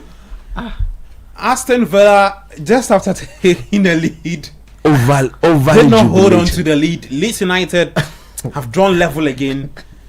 Daniel James with that equalizer for Leeds Let's United. see what they say. I think the Villa defenders are protesting. Was he in an offside position or I was don't it a think foul so. on the goalkeeper or Oh what? no, as for the keeper, then nobody touched him. So I Let's think see. it's going through the VAR check. Yeah, he's going to the No, back. so when Daniel James played the ball, this was like a Leeds United player touched the ball. So what? Foul? No, offside. So look at it. On the right side, there's a pass to. He's not off. He's onside. He's here. onside here. It's a cross to Daniel James. Just runs into the box of the. No, but he's still Aston onside. Oh no, Villa. it's onside. So what are they protesting about? Did he touch it here? Oh, Handball. there was a last touch handball Cavallo. from Calvert Lewin. Cavallo. You are your own score. People too are scoring too. You see what he's What's doing? his arm doing over What is he there? doing? Cavallo. All the hard work undone. Bezezuku banzam prediction. Well, Zuka. I think it's still going through the VAR check, right? Zuku ne akwe. Yeah, so yeah, let's this see. one, About yeah. 77 minutes. I think Oh, it'll it's be a chopped clear off. handball. Yes, It's a it'll be chopped chopped off. off. It's a handball. Okay. I'll be surprised if this is Yeah, so- not changed. So like I'm saying, no, it's a handball. Handball. Charlie, I have no idea. So like I'm saying, Yeah. Newcastle, we all knew that Man City would, and before yesterday's game, Yeah. in the last 4 games at St. James's, Man City have won 2, Newcastle have won 2. And if you watch the game yesterday, that Joelinton, I think the best player on the field yesterday was the Italian boy, Yeah. Tonali. Tonali. He was brilliant in midfield. He virtually made sure that Newcastle would not just get overrun in the middle of the park, aided by Joelinton physicality and Gumerish. These guys are monsters when they are playing at the St. James's. So Man City biggest disappointment to me in my view was their win play. Doku couldn't go past Livramento, and then whoever too was on the right hand side of their wing play was completely non-existent. Yeah. Pep saw it. He brought in Oscar Bob and then Silvino. It just didn't get better. Haaland, for the very first time in so many weeks, got deprived of quality service, and whenever the ball got to him, the 2 Newcastle centre backs of Thao and then is it Fabian Schär, they were very resolute. They're extremely resolute in their tackling, in their decision making, in their physicality, in everything that you see. When you are against Erling Haaland, Yeah. everything will have to be on display. Yeah. Because this striker is physical, he's pacey, he's good in the air, he's a goal poacher, he thrives on the physical battle. So if you, the defender, you don't position yourself in such a way that will ensure that you are clearly ready to match up to these basic demands from the player I consider to be top 2 best striker in the world, then clearly you're not ready to compete. So Newcastle did exactly that. Man City, again, there are times where you need not make it too beautiful. There were moments in the game, Cherky, Phil Foden. Tijani, Foden Phil missed this Foden. a chance. Yeah, there was a chance he missed. Tijani, Cherky, Bernardo Silva. You see, overly silky for my liking. Yeah. Because Tonali and Gomares, they were not allowing you to show us how skillful you are and all those things. They were ready to make sure that they blow the hell out of you when you show, as when you present yourself. They'll match up to you in the physical battle clearly. And there are times where the simple basic routine, control, pass, give and take, move, control, pass, give and take, move, and then interpositional changes would have done the difference. There were moments in that game when Man City themselves, look at how they equalized. They equalized from a corner kick that got headed away, returned back, headed, and then eventually the Portuguese defender plays it home. So it was very clear in my view that if they were to score, it will not be as a result of they doing that beautiful, silky, interpositional passes and then going on to score. They were to match up to the very ugly and unpleasant, non-palatable approach of Newcastle. They couldn't do that, and therefore they paid the price. How many games have City themselves lost this season? They've lost about, let me check. Check for me. Let me check the table. So City have lost yesterday included? 4. Yeah. They've lost 4. Yeah. Wow. This league, maybe for the very first time, may not have a winner. How many have Arsenal lost? Just once. Arsenal have lost, maybe. Yeah, they have 2 draws. Maybe. Chelsea 3 losses, City 4, Villa, Crystal Palace have lost Crystal 2. Palace 2. The rest 3, 6. Liverpool have lost 6. Yeah. How can they win the league? They are closer to the relegation. Yeah, because the team, to be honest, look, Liverpool have 6 losses, right? Yeah. And then Forest have 6 losses. yeah, they have as well. 6. Everton 4. Everton is 13th with 15 points. Shocking. Then Fulham has 6, so they are closer to the relegation zone than the. Hey, so they've lost the same number of games as Forest. Yep. Forest have gone to 3 coaches. 3 coaches. Yeah, so if they continue playing like this, they'll end up in the red zone. Anyway, yeah, so that's it with coach's thoughts on Newcastle's win against Manchester City. Let me take some messages and we'll continue the conversation. CK from Ashaman says, talking about goalkeepers, can you discuss why no team is going for Diego Costa of FC Porto? He's a good goalkeeper. He's a good goalkeeper. He's the price tag. Was he on Chelsea's radar? Chelsea or United, yeah. I think that was I one think time. his age will take him off Chelsea's radar. Yeah. I There's think a he's point- around 26, 27 now. Yeah. There was a time when Chelsea wanted him.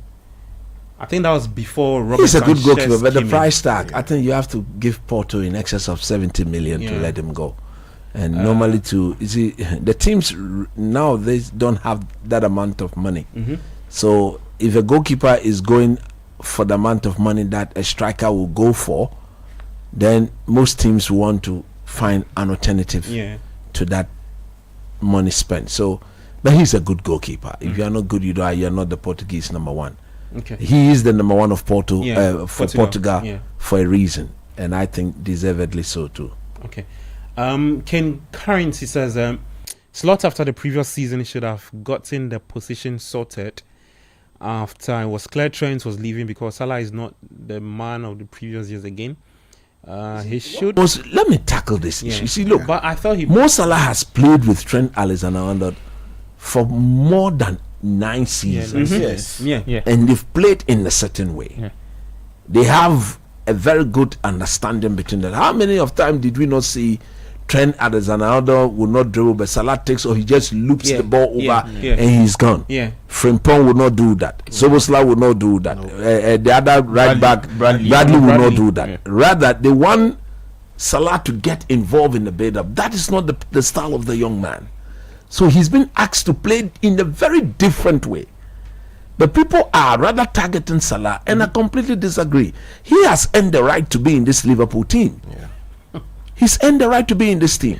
And yesterday, if you watch the game, for example, what was Gakpo doing in the game? He stayed on throughout. Yeah, he stayed on throughout. And What was Isak doing in the game? that's why the Liverpool some section of the Liverpool He stayed on fans throughout. are very angry with And it's not. Arne Slot. That Slot sees him and says that this is the chap I want to build a team around. Yeah. Clearly. Well, there's a reaction on that. He says he should tell Gakpo that the team is not for him. Talk to his captain to back up and stop playing mind games on the pitch. Play Hugo and put Isak on the bench. If he's able to bench Salah, bench McAllister as well. Okay. Citizen Sikat Togos from Spain Text Community 18 Junction says, hi Gabi, I think that Slot is just overwhelmed with the sheer size and the quality in the league now. But he's too inflexible for the crop of players he has now. Amorim or any mid-table manager like Oliver Glasner would steady the ship. I see a narrow win for Arsenal, and United will beat Everton on Monday. Okay. Cecilia Jiman from Konongo Dumasi says, today is Arsenal's birthday as they destroy Tottenham 3-0 to climb to the top of the table forever. They're already top of the table. Okay. Kwame from Abokobi says, ask coach how United was formed. I'm interested. You should go and read. Godson from Ashawan says, the study guy, he's obsessed with Chelsea. Right done. I'm just laying the facts bare. Yeah, because he said, you know, when we were making analysis, he said, you don't know why Chelsea. And I prompted, crisscrossing, myself. Yeah. Okay. So, let me get to YouTube. Don't worry, the listeners, they love you. Yeah. They love you. They love you too, my city. hey, This is from. Let me start off from 4-0. Okay, so there's a fourth goal for AS Roma. Yeah. Oh, it's offside. It's been chalked off. Yeah. After all that, the goalkeeper was doing on the floor. Swiss Kwame says. Okay, no, that's Kwame 357. He says that what a melodious song by Coach Christopher Nimley. I'll say Josiah says Pep this time will be up soon. Okay, Kwame 357 says Haaland and Foden missing sitters, and the VAR decision and offside 2.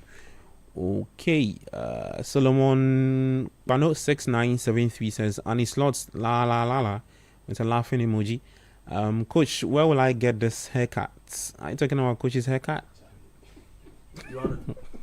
Visit Extreme Cuts at Ashie on the Fulani stretch. The boys, they are mad at haircut. Yeah. You don't want to get haircut similar to mine.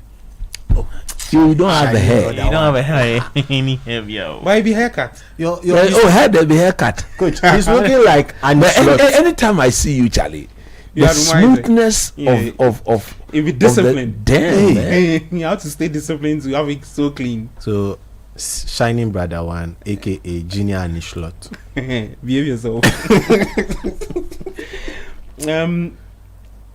I'll say Josiah says, Coach, Pep is my problem. He no get plan B. Haaland song.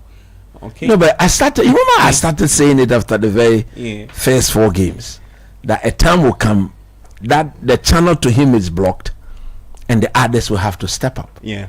And yesterday was a clear example where Man City as a team needed the rest of their players, the attacking players. Doku was completely known as he couldn't go past why has he decided Livramento. to bench Tiani Reinders after? I don't know. I think the young man started so well. Yeah. Fell off. All of a sudden, I don't know why he's not. Tiani is not starting games again. He fell off. Is it Pep? And now likes- he is Foden occupying the 10. No, it's Foden and then Cherky. Shaki on the right. Foden as the 10. There are games that he has even gone to play some 4-10s and Charlie. Money. Pep the overthink fast. I saw Sterling training with some kids from his academy. Okay. I'll see Josiah. Okay. It says, why is Hafena Jan? I think because he saw Cremonense playing, so you kind of remember. He's now with Juventus and beat him, yeah. It says Arsenal is going to lose to you guys are doing a great job. Keep up the good work. Andy Santos was excellent yesterday in the CDM position. I just hope we keep this consistent run going forward. Barca, bring it on. Hey. Chelsea people. The game, it be just this Tuesday. Tuesday, Tuesday, Did you see what? Because you see I what wish Lami that game Did you see what Lami was not at the bridge Yeah, and did- at the Did company. you see what Lami Yamal said after the Atletico Bilbao 4-0? No, he didn't. I have not read that. The guy asked him that they have a big game on Tuesday to play. He says The big the game, big game is was today. the one that they It's played. another game on On Tuesday. Charlie. You see, he too, he's not making. No, that but decision. he's not said anything that is wrong to him. No, you see, no. No, see, but in now, a way, context, yeah. in context, Yeah, Okay. that big game is today. So, like, what, Barcelona, like, Atletico Bilbao. Yeah, it's a big it's game. a big game. Yeah. it's just like what the coach would. I mean, you interview a coach and you say, okay, so It's you just won. another game. You have a big game coming up on Tuesday. The coach will tell you what I have to deal with today and think about. Yeah, but that was So it's after a- the game. Now look at the Chelsea lineup yesterday. Oh, Chelsea know that is, but look at the Barcelona lineup yesterday. Yeah. Every important player play.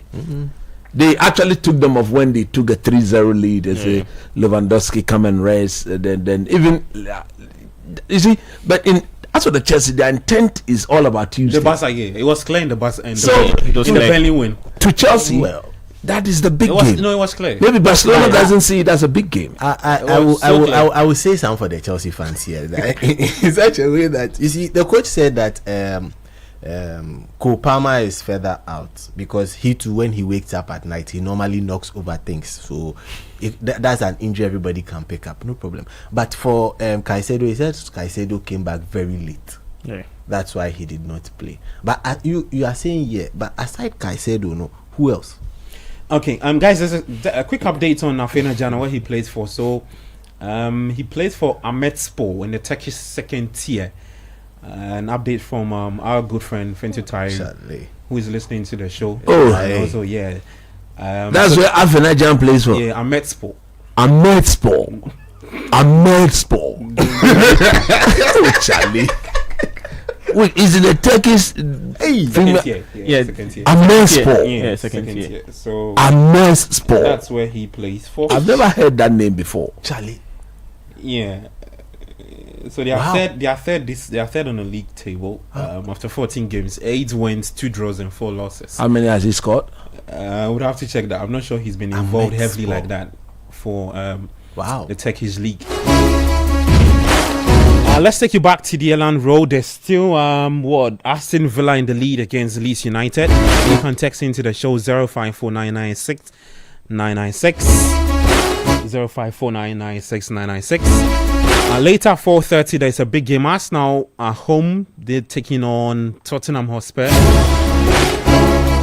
4:30 p.m. Run you through the starting 11. Mohamed Kudus is starting for Spurs. Mohamed Kudus is starting for Tottenham Hotspur. After missing out in the last 2 games, I believe. Yeah, Kudus is back. 2 games, right, Sedi?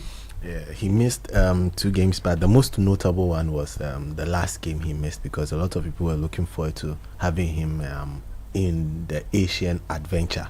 I call it Journey to the East. But big. I want to say big shout outs going out to a lot of players. You know, a couple of players to Salisu, to Ishaku, to Kudus. Ishaku assisted. Yeah. Yeah. But all of them missed their trip to Asia. Yeah. Big Okay. shout outs to them. Let me So just after the Tider or the then Yeah. Osanko Bobo. Yeah, I told you that So nobody's he managing needed any that for injury. his brains. Isn't he? Nobody's Going to assist? managing any injury. Okay. Yeah, Coach, think. what if you went for eye protein? But Gabi told the whole world that Padiate kwese no ne e kwebema say. You see the tidal what is called waves. Look at the dress code. It's okay. It's No, okay. let's talk No, about it. it's okay. It's not a The secret. chap has So gone we back can to- describe what Yeah, goes he's on gone there. back to his club to He assist. flew He assisted from passing Dakar. from England in pink shoe, everything, just to go and watch those things. Different size and shapes. Is he, coach? I'll allow you to do this.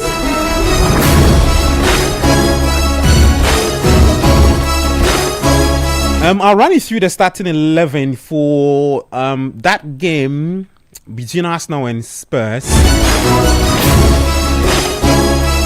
which kicks off at 4:30 p.m. Match day 12. For the Aston Villa Leeds game, we have just some 1 minute and then it's all over at the Elland Road. Aston Villa looking to make it 3 wins out of the last 3 games they've played. 054996 That's the WhatsApp line.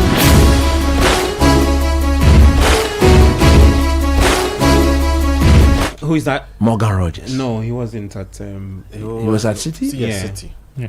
So he has the ice cold celebration. How did they sell him? He's the originator. Wow. City, they sell a lot So of No, good player. City, they've sold a lot of players. So Okay. A team like Manchester United, this is the perfect player to replace Bruno Fernandes in Man yeah, United. I agree. team. I agree. Yeah. Charlie, Really agree. if he has the ball, nobody takes it away from him. Yeah, so it's all over. It's Aston Villa 2, Leeds United 1. Morgan Rogers with a brace for Aston Villa. Big goals. One from You a saw free what kick. happened? And Merlin came to replace Ollie Watkins, and everything completely changed. no, Yeah. Merlin came to replace Buendia. Buendia rather. Yeah, Buendia. And who came to replace Watkins? Because I didn't see him let again. me in the game. check. Let me check. You mean he was lost in the game? Yeah, no more. Zaka Amekeni Taki Aya. As for Thomas Tuchel, we are watching him. If you say he's an honest coach, need Taki, Danny Welbeck. Hey, So Sancho. So assist Wow. by Sancho came to replace Watkins. Watkins. Milan took off Buendia in the first Aston half. Villa So fought. Buendia didn't come Yeah, back Villa after the first half. Tomorrow we win. Well, we know we'll be fourth. We'll clear them from there. You've not played yet. So We are winning. What is your problem? Oh, we know going to 22 straight. We are fourth. is it 21 or 22? If you have okay tomorrow It's 18. 18, so 18 to 21, 21. so we'll clear them from there quick. But it's very surprising, though, Because allow tomorrow to kind of win, then you can do that mathematics. You sit there and say allow tomorrow to come. Wow. But Gabi, is very surprising from Aston Villa because the way they started this league, the way they started the season, 4 games, Is they it- hadn't win any game. Yeah, They they struggled. The record takes shape. I think Is it took them about 6 games Yes. to get their first win. For- I believe. They For- haven't scored in 4 Yeah. games. For a team like Villa, Wow. it's going to come back. They are going to fall off, and let me tell you why they are going to fall off. They needed that bad start will come back and hunt them because they are in Europe. Yeah. And they are playing every Thursday. Yeah. We are now going to enter the business end of the season. Mhm. From now on, it's Thursday, Sunday, Thursday, Sunday, Thursday, Sunday, Thursday, Sunday. Then the December fixtures will come and then add up. Yeah. So it is Thursday, Sunday, Wednesday. You see, so a team like this, that bad start, they won about 5-6 games without Yeah, a win. six games. 6. The points they lost, they needed those points for them to have stayed in the mix when the difficult session of the season starts to hit them. And I think whatever they are doing now, if they had not had that bad start, they will be either second or even first. Yeah. Yeah, Yeah, that's true. That's very true. That's very true. So Unai Emery will look at their form But and those say, those 6 games that they lost was very funny. And even Don't look at the forget, opponents they were playing to at they've the not time, played they Man actually have City yet. They had a They very played Man City. They lost to City. No, they won 1-0. Yeah. I They think, won- yeah. they beat- They they beat beat City. Yeah, That was their Dan- They lost to first Liverpool. win also. Yeah, they lost to Liverpool. They've 2-0. not played Arsenal yet. No. They've not played Chelsea. You know, they've not played Chelsea. They've not played United. Yes. They've not played United. Yeah, so they are difficult games, and these are games they would have preferred to be playing So Villa will when play, they are not playing on Thursday. they'll play United on December 21. And then they play Arsenal on December 6. Yeah. So in fact, the month of December is actually busy. They start with Brighton at the Amex, then they go to Villa Park for Aston Villa. Sorry, For Arsenal. they stay at Villa Park for Arsenal, Yeah. and then they go to the London Stadium for West Ham United, and they are back home to face United. Yeah. So And that's then that. after would- And all those games Chelsea. will be coming in between Yeah.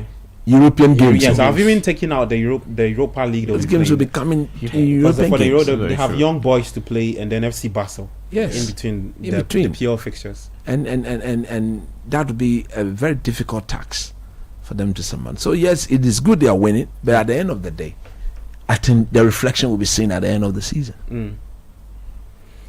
Well, so big win for Aston Villa. Big win for Aston Villa. So they're now fourth on the table. So it doesn't get easy for them. Yeah. Their last 2 games of the year and their first game of the new year is, I think, what's going to define their season.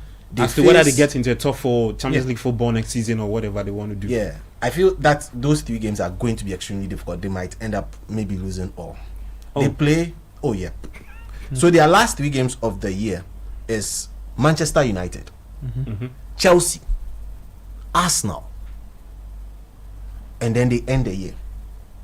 Then they come back and then play Forest.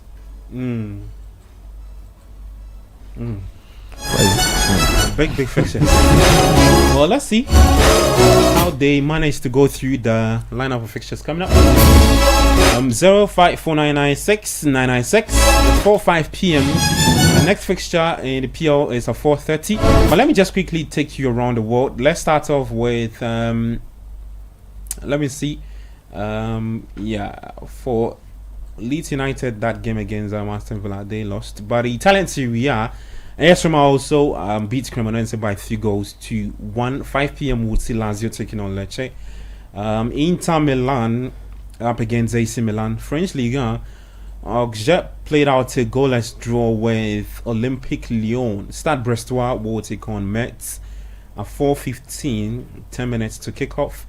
Nantes are also taking on Lorraine at the same time. Toulouse will take on Angers same time.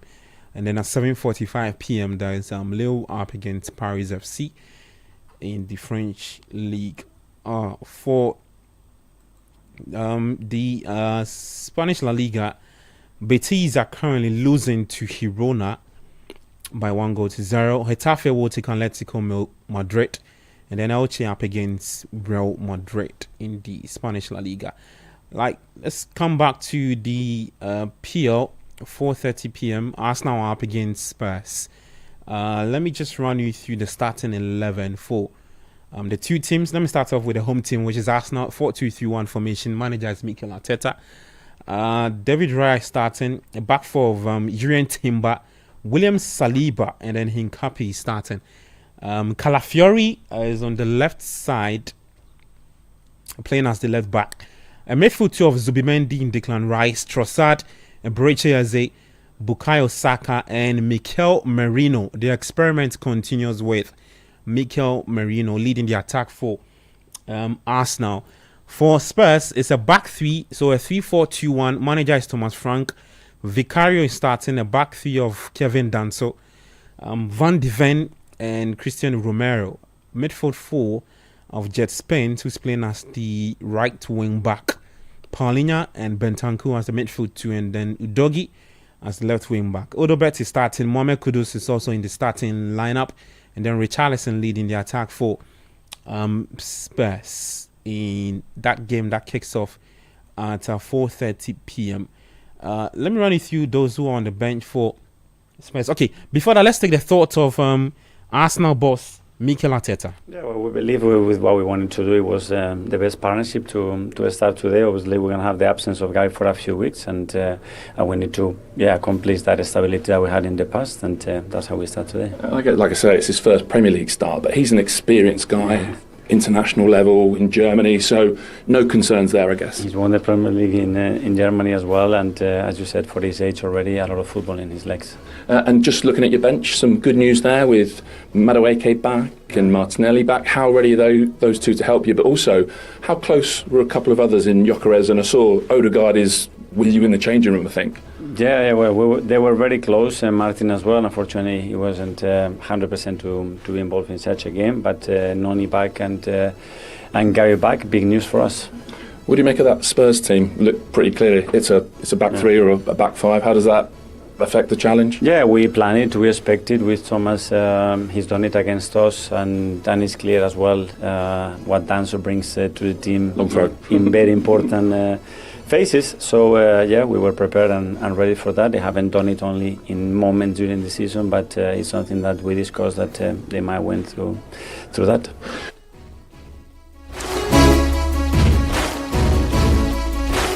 All right, so that's Arsenal's manager Mikel Arteta speaking ahead of the first North London derby of the season, which is taking place at the Emirates for 4:30. That's when the game kicks off.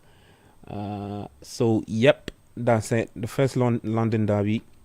I mean, for us now, a derby is always going to be bigger than a normal game. This tie actually has always ended up in favor of Arsenal. Arsenal enjoy picking up wins against Spurs. So the game kicks off at 4:30 p.m. You can join the conversation 0549 96996 0549 986 996.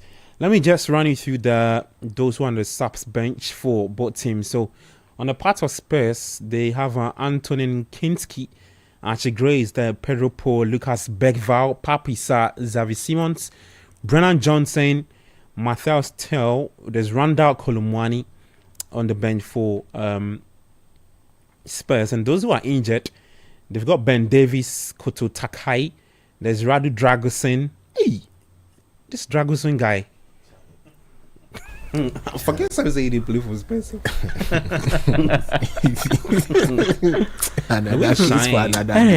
Dragusin. Who scouted him? Well, Dragusin was brought in by your good friend. Yeah, Postecoglou.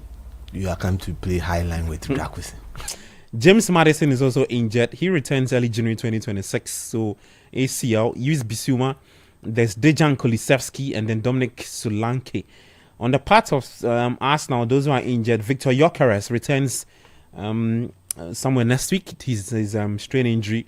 Kai Havertz will also return mid-December. A knee injury. Gabi Jesus, cruciate ligament injury mid-December. And then there's Gabi Magalhaes who got injured when they beat Senegal in the international friendly. Brazil won that game by 2-0. But on the bench, they've got Kepa Arrizabalaga. There's Ben White, Christian Mosquera, Miles Lewis Kelly, Christian Norgard, Max Daumann, Ethan Nwaneri, Gabi Martinelli, and then Noni Madueke, the superstar Noni Madueke, the super. Said you why? No, I've not said anything. I'm just watching. Is he not a superstar or a superstar? Superstar. Yeah. Okay, guys, let's get talking. Arsenal Spurs. Let me start off with you, Kobna. I don't know where we want to start off. It's surprising actually to see Calafiori in the starting 11. I'm very surprised because a player with a hip injury and forcing to play this game. I'm sure he should have just told the medical team or the coach that he will not be able to play, because with this kind of ball, if you play any like you get injured, like he becomes very serious. Yeah. So he should be just careful, because Kudus will cook him today. Like I'm very sure Kudus will really cook him, because Kudus will see that he will be the weak point. And Calafiori is one player. He's very good moving forward, but his defense line not too well, but he does his best. Another player that I'm even surprised is even starting for Arsenal is Timber. Because in the international break he also had some injury, but fortunately for him he's starting in this game, so it's a big one for Arsenal. When you check Arsenal's attacking line, who Mikel Merino is playing as a number 9, it's going to be very difficult. They are going to make Victor Gyökeres in this game. Merino played in the same position last season. He playing as a number 9, false 9, trying his best. It's no longer an experiment, right? Because it's worked out. Every time he's playing that that's position. The thing. So, but it's going to be difficult playing against this Spurs team. But this Spurs team are very unpredictable because they are playing a 3-4-3 formation. I'm happy to see Pedro Porro starting from the bench. This season he has not played so well for Spurs. So Spence and Udogi playing as a right and a left wing back is very good for them. I'm sure it's going to really help them. And a double pivot of Bentancur and Paulinho, which is very good. We are seeing Sarr on the bench, and one player that is not really performing so well for Spurs is Javi Simons. When he came to Spurs, people expected him to do so well, but he has not proved to his signing playing very well for Spurs. So if you could see clearly, he doesn't start in most of the games. He mostly has to come from the bench to at least get some minutes and other things. But for Spurs, I just feel like it will be very difficult for them, because I don't remember the last time they beat Arsenal at the Emirates Stadium, a very big game. Arsenal, whenever they meet Spurs at the Emirates Stadium, they want to do their best to get the win. Even at the Tottenham Hotspur Stadium, they do their best to get a win. So for Arsenal, the double pivot of Zubimendi, Declan Rice, a very good one, because Declan Rice is one good player this season. He's in top form that we really need to applaud him. So he playing with Zubimendi is going to be a very good one. Eze playing as a number 10 is also a plus for them, because Eze is now coming in for Arsenal, now getting to know the system very well for Arsenal. He's playing so well, he's adapting to the system very well, so it's a big one. But for Spurs, there's one key thing: the defense line of Romero, Van de Ven, and Danso. It's going to be very. I just want to know, the only player that I can feel like he can run very well is Van de Ven. The rest of the likes of Romero, Kevin Danso is going to be very difficult for them to run. So I'm sure the wingers of Trossard and Saka, that's for Arsenal, is really going to disturb them very well. So it says we are going to see a very big game at the Emirates Stadium. Sadi, I mean, let's still stay with Arsenal. They have actually had a fair share of significant injury problems. Adding to the list, we all thought would be Calafiori and Gabi Magalhaes. Magalhaes is there, but Calafiori is starting today. Let's focus on that centre back pairing between Mosquera and Saliba. What are we to? No, it's Hincapié rather. Yeah. Not Mosquera. Hincapié and I thought Arteta would have gone with Mosquera. Is Mosquera on the bench? Yeah, Mosquera is on the bench. Because I've not seen this guy before. Yeah, that's I'm surprised. Hincapié came in from Leverkusen. He was part of the guys who excelled Leverkusen in that draw. Yeah, I know, but when he came, he was injured. So he was literally missing from the Arsenal lineup. Completely. Because I've not seen him before. Yes. No, but you see, when they interviewed Arteta mentioned that he feels like he has a champion mentality. He's going to play so well and all that. No, but Florian Wirtz also has the same champions mentality. It's a huge core, because the other chap, the one they bought from, was it Valencia or Sevilla? Yeah, Mosquera. Mosquera. He's been in the fold. I mean, he's played in the league. Yeah. Wow. And all of a sudden, I don't know what Hincapié has done at training that has he's managed to grab that spot. Maybe he proves all of us wrong though, but what are we to let's expect? give him the benefit of the doubt, because at the end of the day, I really like how coach went at the end of the day, because Arsenal have in recent times been winning all their Premier League games, barring the last game that they drew against Sunderland. Yeah, 2-2. And the Sunderland approach should be different than this game's approach, because in this game, the back line of Arsenal will be tested in set piece situations. Sadi, hold on for me. Let's get a thought of Spurs boss Thomas Frank today. I think that was the right choice today for this game. I think let's give some different options in terms of being aggressive enough. So I think the aggressiveness is going to be key, so we can press forward and press high at times, hopefully many times in the game. And of course some set piece threats. I was going to ask, is it a decision based a little bit on set pieces? It gives you the long throw with Danso, gives you another big guy, another good header of the ball as well. Yeah, of course. I think no doubt that we talked about before the game that set piece is going to be big, so it will be a set piece battle as well. And how do we maximize our chances to win, and those bits with the personal but also the system we thought is the right choice. Let's see. Hopefully that's the perfect magic answer after the game. Is your hunch that whoever wins the set piece battle today, and you both got a great record from them, whoever wins that battle wins the game? I think, of course, it's not only set pieces. There's so many other things in the game, but I think the team who wins the set piece battle will have a massive chance to win the game.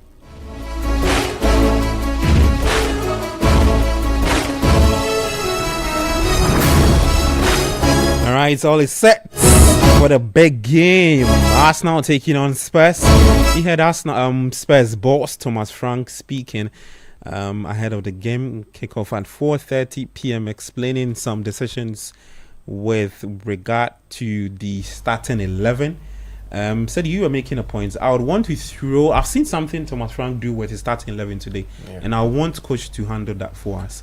So quickly, let me get mine out of the way. So coach has the floor. Listen, whatever Arsenal would need to do with their back line is to defend the set pieces that will be thrown at them from the angle of Spurs. Spurs hardly create from open play.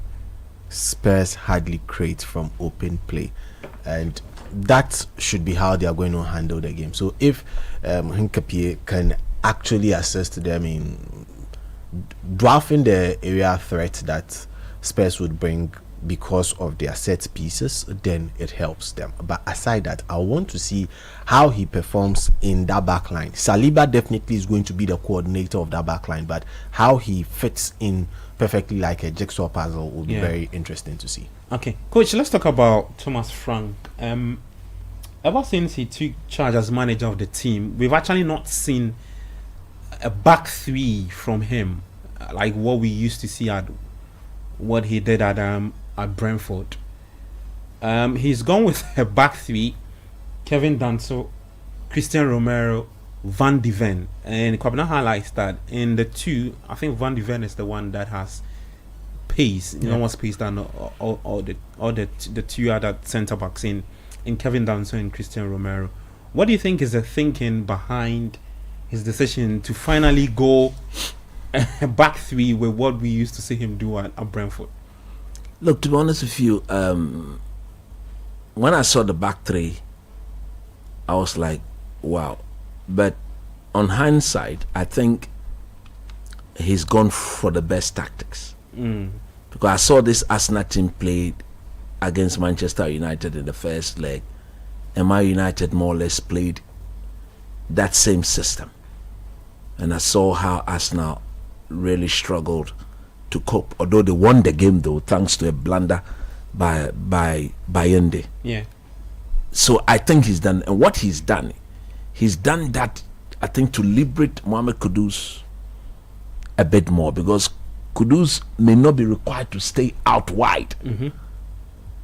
He may start his run from there, but he's going to be coming into the number 10 position, more like attacking the half spaces. Exactly. And that, in my view, may allow Mr. Spence to go on the overlap.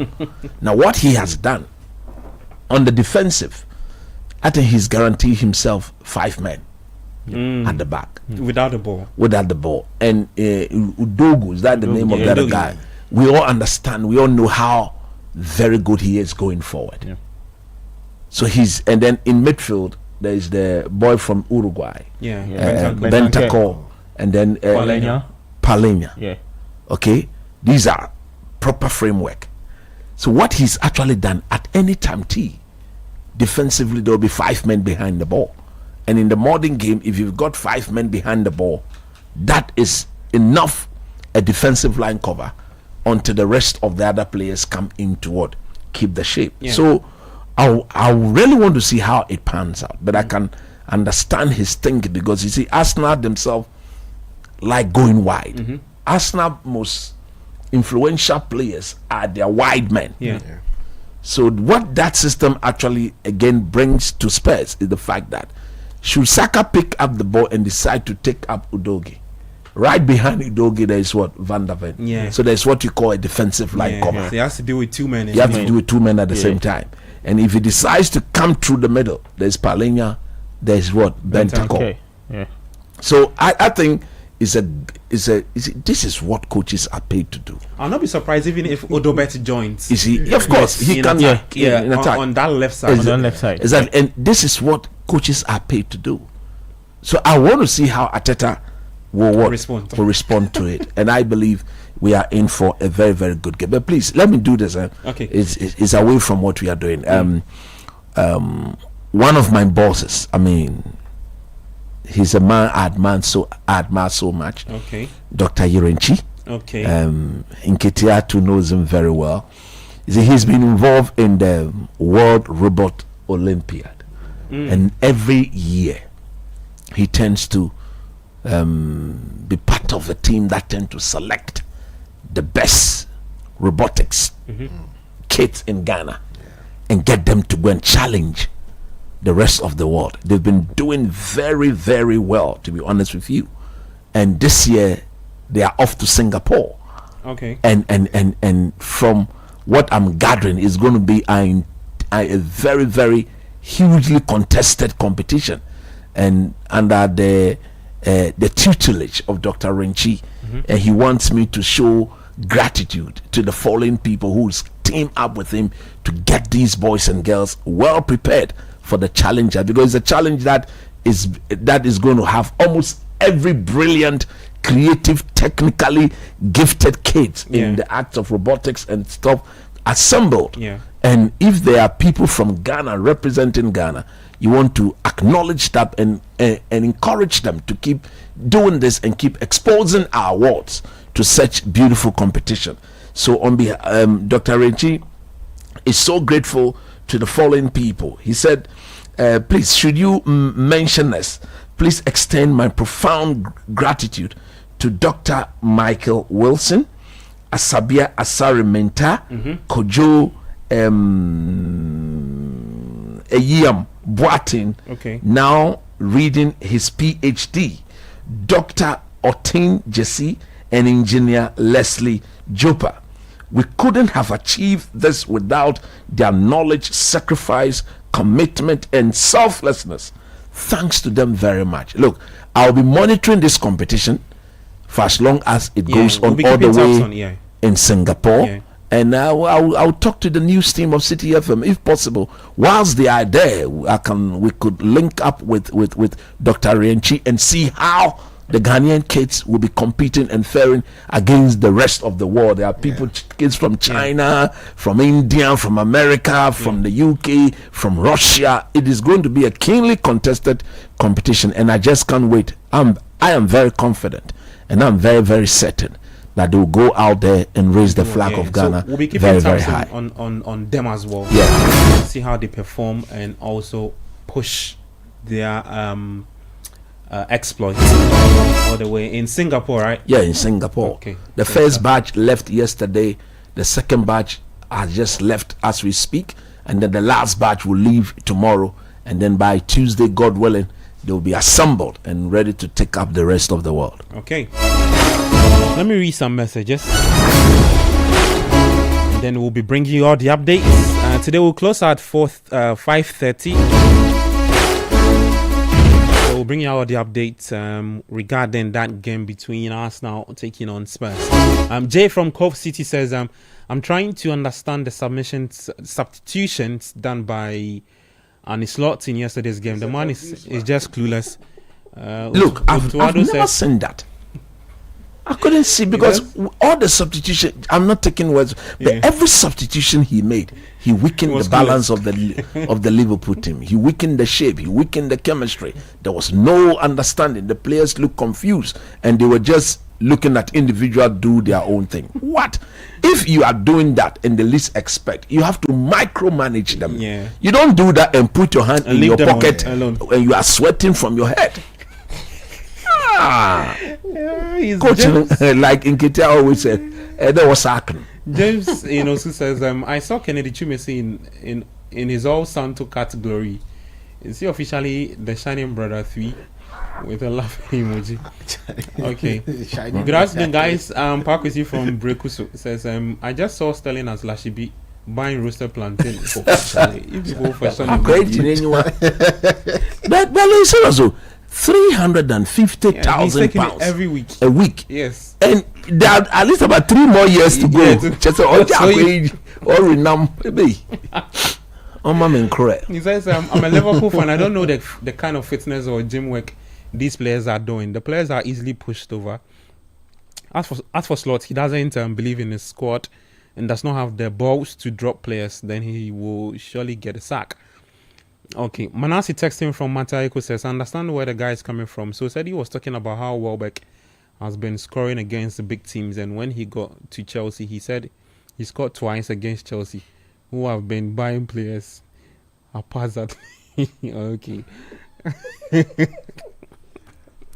Rich from Ashaman says, on the Man City's game, how Tonali escaped with no red cards needs to be investigated. Buga Pani, Joelinton and Tonali, Buga Fubongwa. Just as if they are, excuse me to say, but they behave just like animals. And the level of it. Remember, look, there was a situation where Bernardo Silva, after passing the ball, Joelinton just came from behind and just pushed the hell out of him. Come on, get out. When they had this new the St James's Park, it feels like they inject themselves with.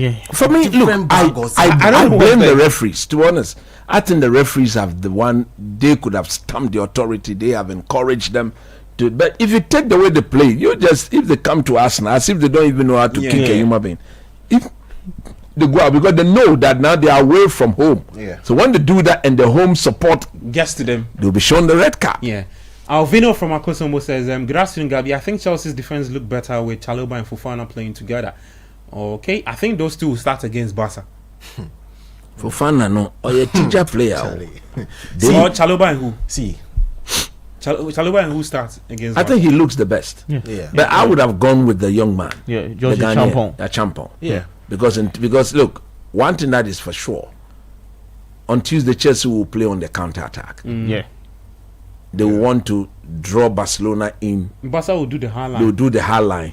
That is where Delap and Co will have to be smart. Maybe they will start with Podro. Why are you saying Delap? Delap won't start. The starting level is João Pedro, Garnacho, Esval. Garnacho, they shouldn't start. Pedro Neto is definitely. Sorry, Pedro Neto, then Esteval as 10. Pedro Neto. Then he'll do Caicedo Fernandes. He'll do Cucurella, Fofana, Chalobah. Rhys James. Then Robert Sanchez. Or if Rhys James doesn't start, he'll do Malo Gusto. And then later come and do Is James injured? No, he's not. I think he'll play him in midfield. Okay. He'll play James. I think he'll play him in midfield and keep Gusto at right back. Okay. And I don't think Cucurella will be dancing in midfield like he did yesterday. No. He will need to have a special place in his heart for Yamal. Yeah. Okay. Gabby's okay. Gilbert from Ashaman says, thanks for the advice. I think our young chap who listened to a 17-year-old. I would have given him my number for us to stay in touch, but I cannot put my number out there. Yeah. Don't worry, we're there for you, Gilbert. Okay. Says Gabby, you don't know what you have until it's gone. We had Jackson who gave us double numbers and good play without penalties. I said this. And because we saw flashes, I said it severally. We crucified a striker. I just didn't understand the same league that. with these strikers and thought we should annihilate him. Now, see, we are complaining. Said he would. Now Jackson too now is scoring at Bayern Munich. He said he would admit it.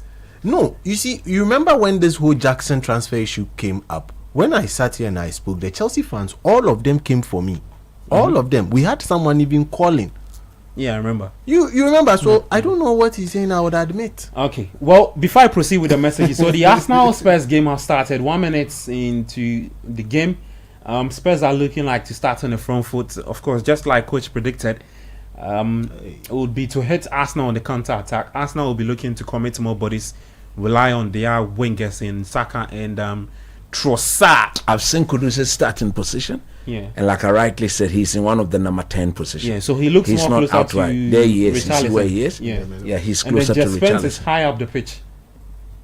Okay, so we'll be updating you as and when the game evolves. 12 at KG says, no Chelsea fan misses Jackson. We saw 2 seasons of him and he did nothing. The lap is far better than Jackson will ever be. The guy started the season and got an hamstring injury. He's on the path of gaining fitness. Stop trying to preach as if he's been playing for months. We saw what he's capable of last season. Okay. Last season, how many goals did he get? Who? Delap did The 12 for is Ipswich. Good. How many goals did Jackson get? You see, Chelsea Jackson did fans, 15 in all competitions. Good, but Chelsea fans need to accept just that. Arsenal nearly took the lead. Yeah, either that's a side good save from Vicario. of the goalkeeper. Yeah. Arsenal 1-0 up. You can see Arteta's reaction. Yeah. So this is the set piece that Thomas Strand spoke about. Let's see how the defense. I think they are not as dangerous on set pieces when Gabriel is in the team. Look at them, they are coming. Charlie. It feels like a movie every time. It's the way Come they attack, like missionaries coming to bite. they attack the spaces.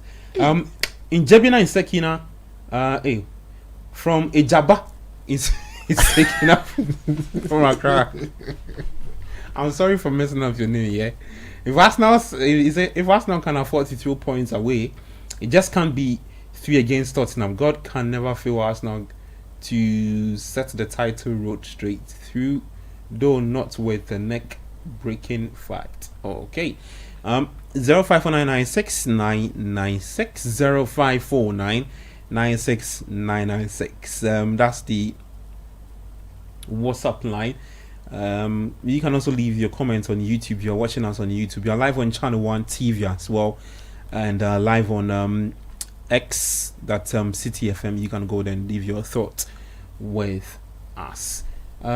Stephen from my name is Stephen Numakpot from J Kojo says it's obvious that you people are always doubting Chelsea.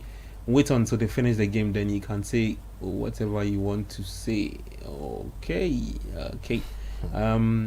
Yeah, so that's it with the messages. So the Arsenal game against Spurs has started. 4 minutes into the game, Arsenal taking on Spurs, the first North London derby on the cards. Who would win this? Let's see.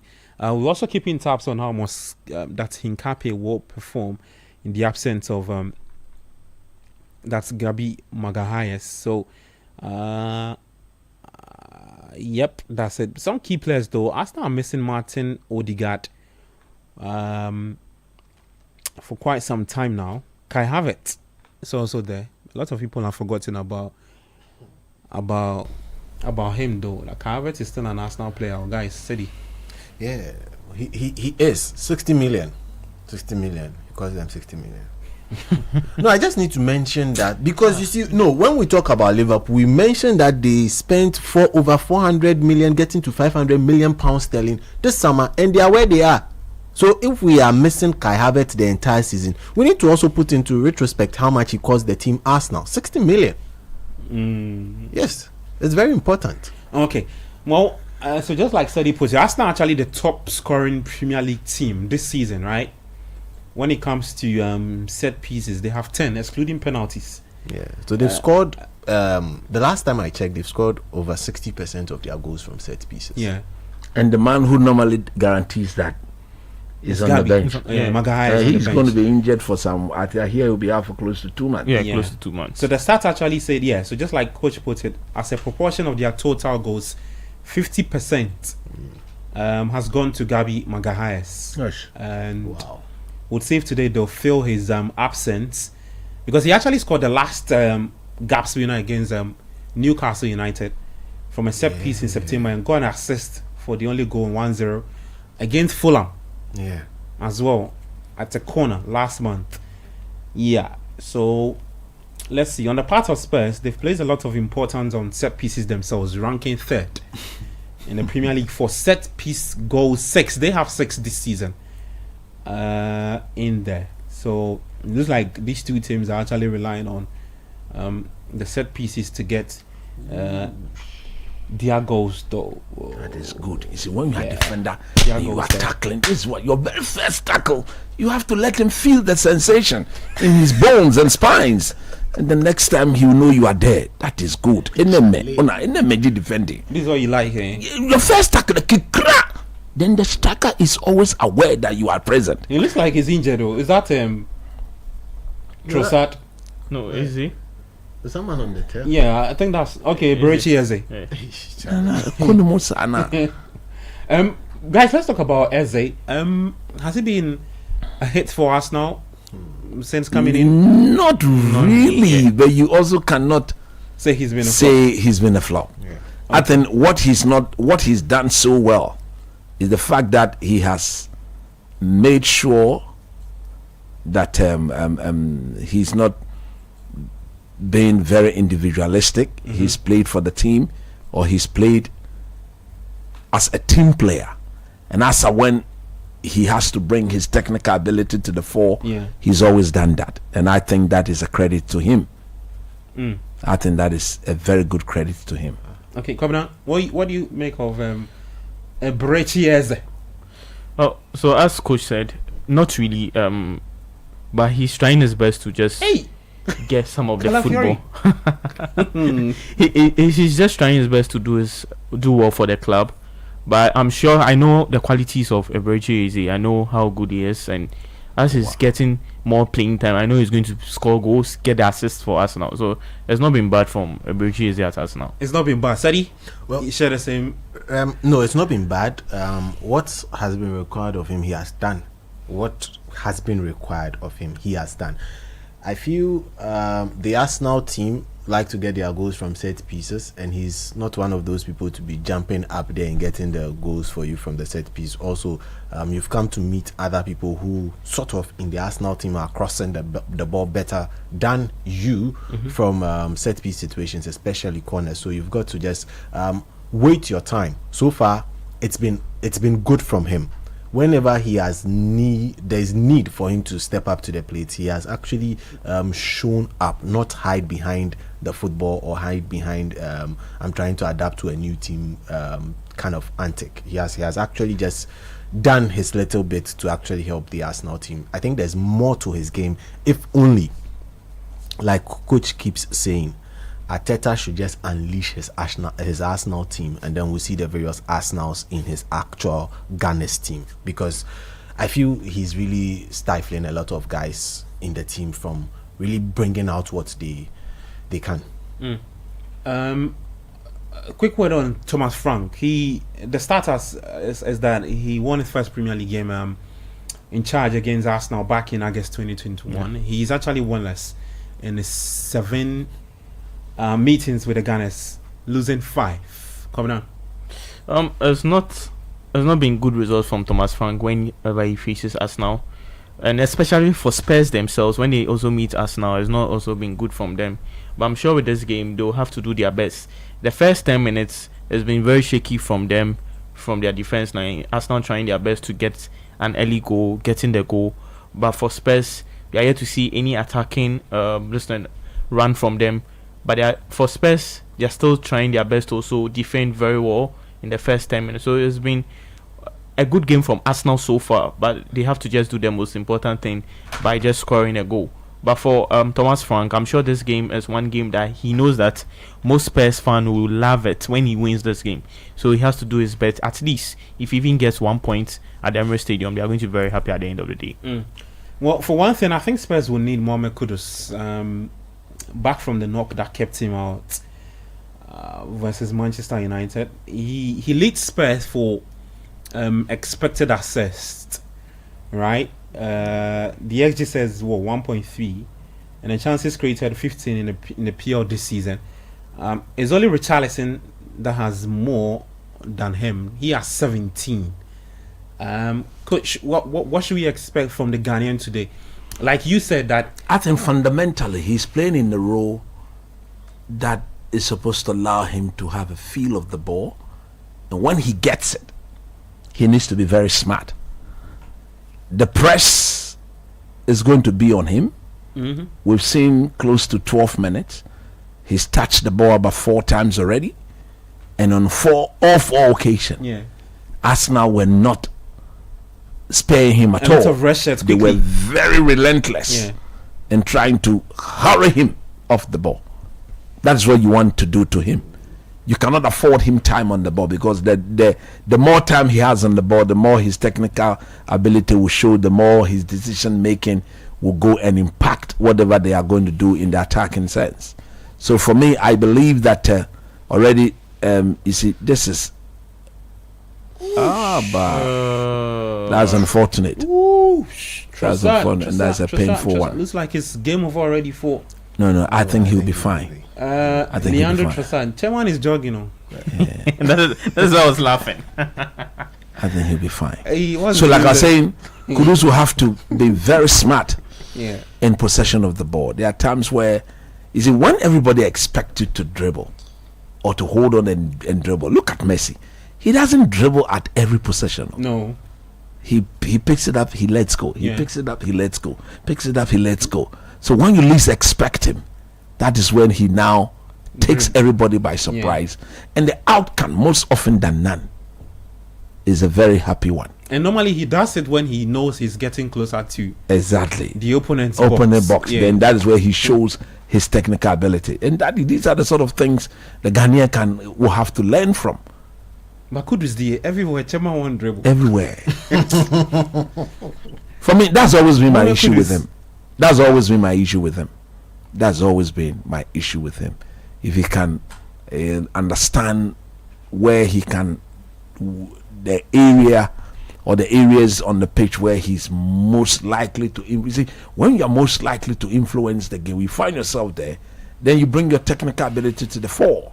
But when you are where your stand strong, what is that? Hey. He should be ballooning that ball out of the 18-yard box. You don't play totals or that you kick the ball into your own box like that. So look, I'm hoping he has a very good game today. I'm really hoping. Yeah, he has a very good game today, and for him to have that good game, he needs to be very smart in his ball process. And then so far they've not kept good care of the ball. Spurs, they've done a lot of unnecessary turnovers, and you don't want that. You really don't want that. So that's the word on Mohamed Kudus. I think it will be really exciting to see him actually contribute maybe a goal or an assist. He has just one goal for Spurs, 4 assists so far. I think he needs to score a bit more. Yeah, in the 10 games. I understand. It's fundamentally when you are usually being played out wide, your role is to dribble and assist. Yeah. Okay. So once he's wrapping in the assist numbers, it means he's performing his role. But there are times where, let's say we have a 2-0 lead, you play a bit selfish, get yourself diagonally into the box and go for it. See, these are the sort of numbers you want to see players like Kamal Dean and co put together. You cannot play over 80 games and have not even boast of 6 assists. You cannot be somebody that we can overly rely on or depend upon when we need people to produce the goal. So look, football has always been a team sport. In the days of Pelé and co, football has always been played on 4 fundamental ways. Okay, what are those ways? Receive, action, decision making, and then observation. During the days of Pelé, they will pick the ball, they will observe, decide, and act. But in the modern game, before you receive the ball, your observation and decision should have been done. Rob says play on though. No, he's backup. You understand? Before you receive the ball, your observation and what to take. Your observation and decision should have good. That is a foul against Saka. The game is growing too physical. No, but that is not the foul by Udogui. He didn't foul him. What Saka was calling for foul. A foul? Yeah. No, that wasn't a foul. So that's the foul they gave back. This Oliver man. It was Is a it not battle Oliver? of A battle of strength. Look at it here. It's a battle of strength. It's not the foul. He was rather holding the Look, and then he kicks the guy. Yeah. If you're leaning on me, you want You're to leaning on me, and then I'll just bypass you and picked up the. I don't see how that does he is a think foul. they are singing that song? Lean on me when you are in trouble. What was it? He's awarded Arsenal a very dubious free kick. Yeah. So like I was saying, in the modern game, before you receive the ball, observation and decision should have been made. So you are only receiving the ball to act. And that is where the smart players, the likes of Xavi, Sergi Busquets, Andre Pirlo, and those people, that was what they were very good at doing. Oosh. That was a good bend from Saka. For a minute, I thought it was just heading straight into it. I don't know whether he was going for goal or I think he was going for goal because the ball had a lot of power behind it. Yeah, He was actually going for goal. Yeah. The trajectory of the ball. And he picked the spot. As soon as he just trying to bend the ball there. Charlie. Well, 18 minutes, Arsenal 0, Spurs 0 at the Emirates. First North London derby, match day 12 in the English Premier League. This is the Republic of Football. I'm Gabi Ofenisido with Coach Christopher Nimley, Sedina Medmond, and also Kobna Mafo. Let me jump onto the WhatsApp console once more. Robino says this coach would never cease to make me laugh. Okay. What have I said? It's funny. I didn't say anything funny. Maybe your previous submissions. Or maybe your song. Honest Lord. Yeah. La la la la la. You will soon get the sack. It says Rich Money the Goat from Amasaman says a diehard Liverpool fan. I totally agree with you guys about sacking and his lot. The man isn't doing great, so I'm thinking we should go sign Zidane. No, he's only going to coach the French national team. Okay. Timotino from Sutrari says Arsenal 0, Spurs 1. Please ask whether he has ever been to Sutrari before, because you have great talent of football players and volleyball players over here. We have 2 players playing in the national volleyball for Ghana. We should ask who. Okay, if you can come back. You heard a name. Coach is here. Yeah, you see. No, he didn't say that. Oh. Yeah, but it is coaches No, who look. I don't deal with ambiguity. You should just put shining brother one. You should clarify it, and then I can't assume coach is here, so the message is for him. Yeah, Put the name there, then I know that when I'm addressing it. So if you are coming for me, come for me straight. Exactly. Okay. Thank you. Papa J Junior says, let coach handle Black Stars. Let's see something. Okay. As for Black Stars, the job is an easy job. They didn't see the right players, and you'll be free. They didn't see you coaching the.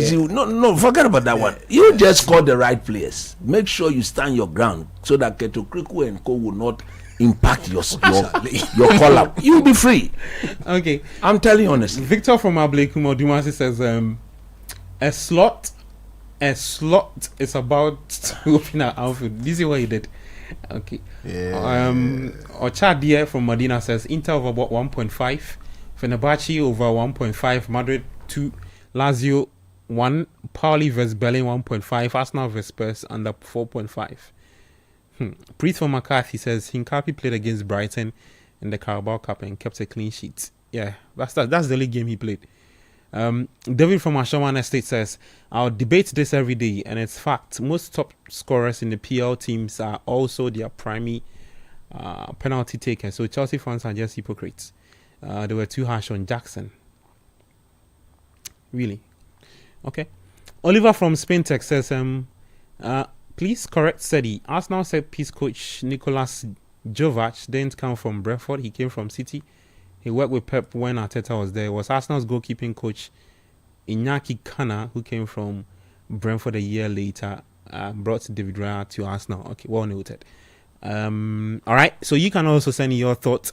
You see, the thing about Brentford and producing set piece coaches, they have plenty. I think they have I'm sure probably they have an academy for producing set coaches. I want to also further elaborate on that point. Let's ask. He came from City, but prior to City, where was he? Brentford.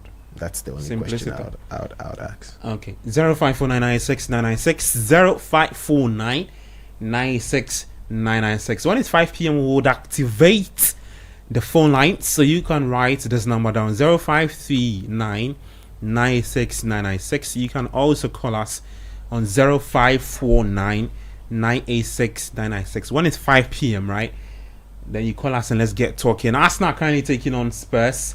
22 minutes already done at the Emirates. Let me run you through some few stats regarding that game, and then we can chit chat, continue talking with regard to that game currently happening at the Emirates. So 23 minutes done. Is the final game for Sunday in the PL today. There's one more later tomorrow. That's Manchester United taking on Everton in that game. United are playing home, right, coach? Yeah. Yes. Okay. Another 3 points. Hey. Oh, it's a 3 point. Now Old Trafford gradually is regaining its Hey. it's glorious days. Don't worry. Okay. Everybody is winning. You have to win some. Ball possession. Arsenal Spurs is 64% to Arsenal, 36 to Spurs. The expected goals or XG. Arsenal are accruing 0.49, and Spurs are 0.00. Total shots. Arsenal have 4 shots on target, 1 big chances going to Arsenal, and for the so that's in regards to that. The total shot 4 shot, 2 off target, 1 on target in the first 23 minutes played so far in that game. Guys, let's do some tactical talk in the first 23 or 25 minutes we've seen. Let me start off with you, coach. I think what I've realized, and I stand to be corrected though, is that Spurs are very comfortable to allow Arsenal play the ball around and hit them on the break. So Arsenal are seeing a lot more of possession, but it's been also difficult for Arsenal to break into the Spurs midfield and even the back line. Yeah, I think they'll have to be careful. But what You mean Arsenal? Yeah, or Spurs? I think Arsenal, because but they are doing it very, very well. When they lose the ball, Okay. the desire to win it back, to make sure they are not exposed on the transition, is very, very high. So Spurs themselves are struggling to transit. And for me, I think the game hasn't established any dominant pattern. Arsenal are possessing, but everything they are doing it in front of the Spurs' wall. And once they can see, they can easily counter and then stop you from causing any damage. Spurs, like I did highlight on the system of the manager, I think that is what has done the trick. In about 25 minutes now, we've not seen Saka, who is Arsenal best attacking creative player. We've not seen him dominate like he would normally do at the Emirates. Because look at the customers. You see the back line of Spurs, the back five, back five, and then look at the gap in between them. The gap is not more than 10 yards. In between them is within 6 to 8 yards, and that allows them to see and then block the space. So Arsenal are just going sideways, square and backwards. Sideways, complete the square and then backwards. As we are seeing, the wall is there. For Arsenal to break this down, look at where Moreno is. It's more or less like a false number 9. You see, he has been put in the channel to actually lead the line, but he's actually dropping into midfield. And if you allow Van der Ven and then Romero the sort of freedom to not to be engaged, concerned with any player in and around them. These are experienced defenders. Romero was part of that Argentina team that won the World Cup. In my view, the best defender when it comes to recovery in world football is Van der Ven. Nobody recovers the ball better, or nobody recovers the space better than he does. And for me, I think if you've got such a defender and you as your customer, you cannot be hesitant in your decision making. Do it as and when it occurs to you. Just do it, because most often than not, he's got the antidote. So try it, and then be trying the things he least or he does not expect from you. Spurs so far have offered nothing going forward, but they've also stopped and prevented Arsenal. So look at the back line again. You see the back five. Look at it. It is now that Eze has decided to go and engage one of the centre back. But in the nutshell, Spurs always have two of their centre backs free, and their role now is just to provide the defensive line cover. This is where Ezil is. Look at where he's touching the ball. Yeah. Very deep in the center. He wants to be high up the pitch. Yeah. Where is the movement? The movement is not properly coordinated. The Spurs are working tirelessly to make sure they close down the spaces. There you go. And one thing I've also realized is that Arsenal are also trying to bait Spurs out of their defensive shape. All right, so they're trying to more like, okay, so when they start passing, it's not working, they take it back and try and make sure that the Spurs back line is open up, or even the front line will begin to attack them, and then they can then slot in the passes into the space. I also like the Arsenal work rate off the ball. Yeah, you see, they are aware that from the way Spurs have set up, if they were to concede the first goal, life is going to be extremely difficult for them. They want the game to be a bit stretched, a bit open. So to do so, they need to score and then force Spurs out of their defensive shape, and then they'll get the space to go and punish. Interesting game there in the first 29 minutes. Sadi, you on the part of Spurs.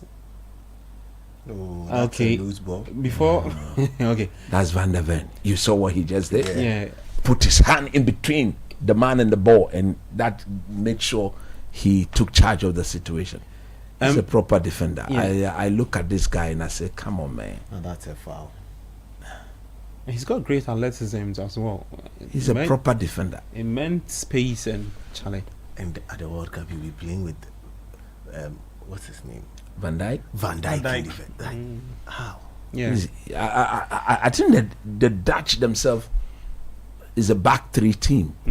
Where they tend to play a back three, back five on the transition, and he's one of the centre back alongside Van Dijk. At times it is he, Van Dijk, and Delete. At times too is he, Van Dijk, and the Inter Milan boy, De Vrij. What is the name? Stefan De Vrij.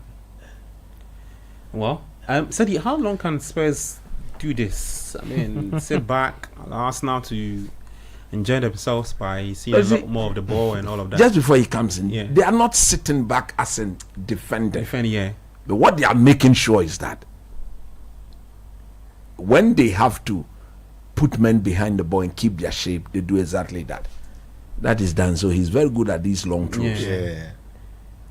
Thomas Frank was asked there's no Magaresh. Let's see to how defend it. Arsenal themselves deal with that. Yeah. So you was you watching on? How long can Spurs? It's foul. It's a foul. How long can Spurs? I mean, hold on to this shape, and then, like Coach said, if they are able to get just one goal at the back of the net in the net, I mean, against Arsenal, it will be very difficult for Arsenal to then commit a lot of bodies, and that plays into the hands of Spurs again.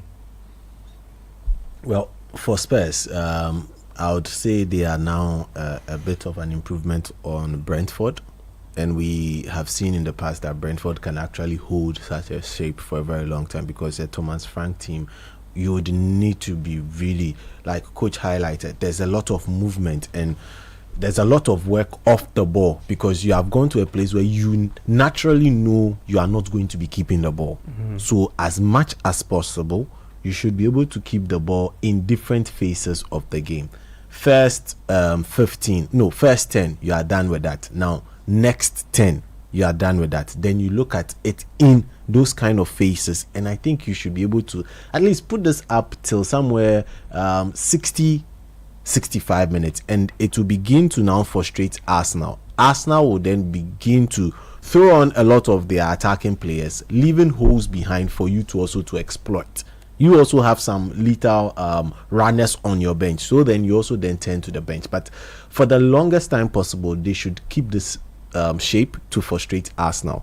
The more Arsenal go on without a lead in the game, sort of the better it works in favor of Spurs. So as long as possible, they should just enjoy the set pieces that keep coming from the boots of Saka, because looks like that's where they are getting a lot of the fouls from. We're about to have another situation of set play This is a set play there. Okay. So it looks like today he's going for the goal and not crossing the ball. All right. That's the second one he's done. Yeah. This one had some precision to it.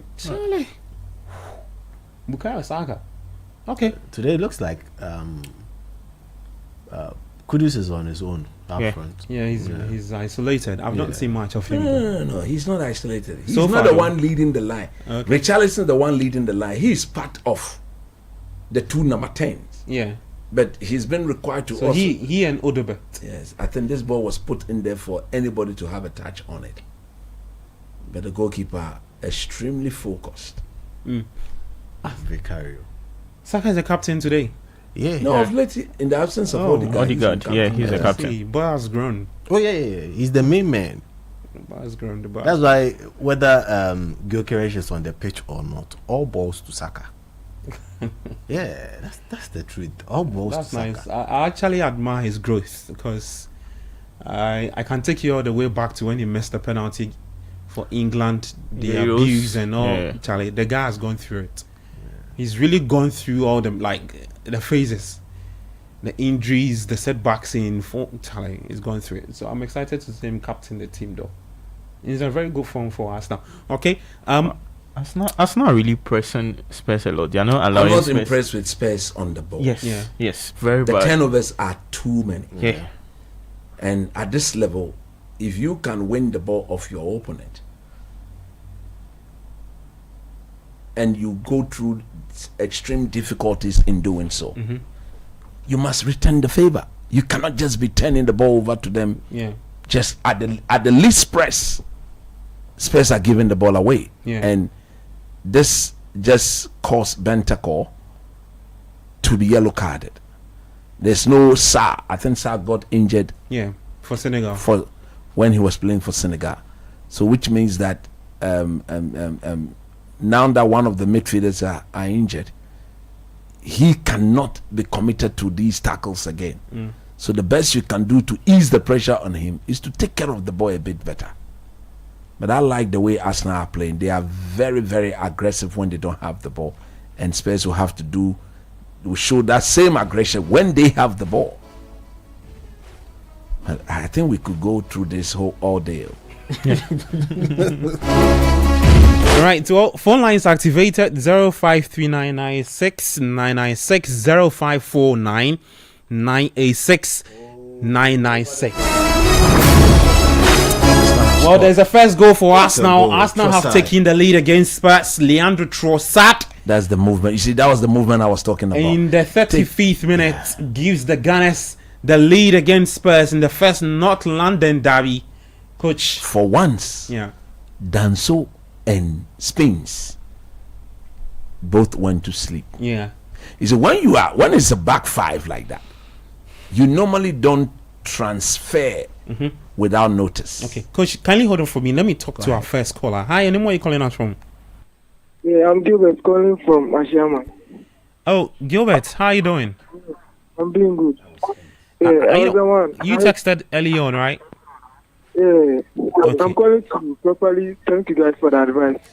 We did for you, Gilbert. We appreciate your time too. Okay, thank you. You're welcome. 053996 0549 986 996. Arsenal have taken the lead against Spurs. I think there was a slight touch on Van der Ven. Van der Ven, Mickey Van der Ven. Yeah, so it's Arsenal 1, Spurs 0. Hi, your name, where you calling us from? Yeah, Gabby, this is Greg. I'm calling from Takrady. Greg, what's good? Hi, Stadi. Gabby, we are okay. Everything is okay here. I mean, It be so. we are moving on. Yeah, we are moving on here. It be so. It be so. It be so. Gabby, Yes. look, today I have to cure some mischief from both coach and the Sedi. The first one the first one has to do with Robert Sanchez. Look, I've never doubted the gentleman with regards to his short stopping. He's very good at that. Unless you don't watch Robert Sanchez. His only problem has been with his feet. Mostly when he decides whether to pass or not to pass. That has mostly been the problem of Robert Sanchez. But he's never been a bad goalkeeper. So for him to rack up, I think, is it 6 or 7 clean sheets? Yes, I'm not six sure there's anything clean wrong with sheets. that. And then, look, he could have even done more. Had Chelsea had this gentleman, what's the name? Is it Levi Colwill? Yep. He was, yes, he's been injured for a very long time. I'm sure that had Colwill been around, the defense could have been a little bit more stable. But quite apart from that, I think that he should give the gentleman his flowers. He's done well. That'd be quick one to what a coach on Liam Delap. Look, anybody who will tell you that Liam Delap is not good, it means that the person doesn't watch football. I'm sorry to say this. That's why we watched Liam Delap with what's the name? Is it Ancient Town? He scored 12 goals with a relegation 13 team. This was Liam Delap. He's come to Chelsea. He's played only 4 league matches or so. You can help me with that.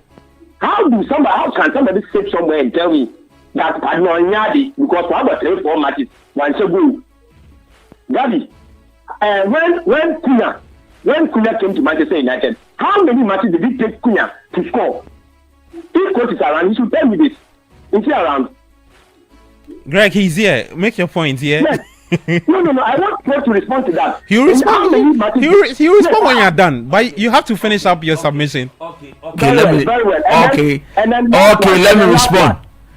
No, Coach, let him finish. Coach, That let you him are finish. comparing Delap to Matthias Cunha.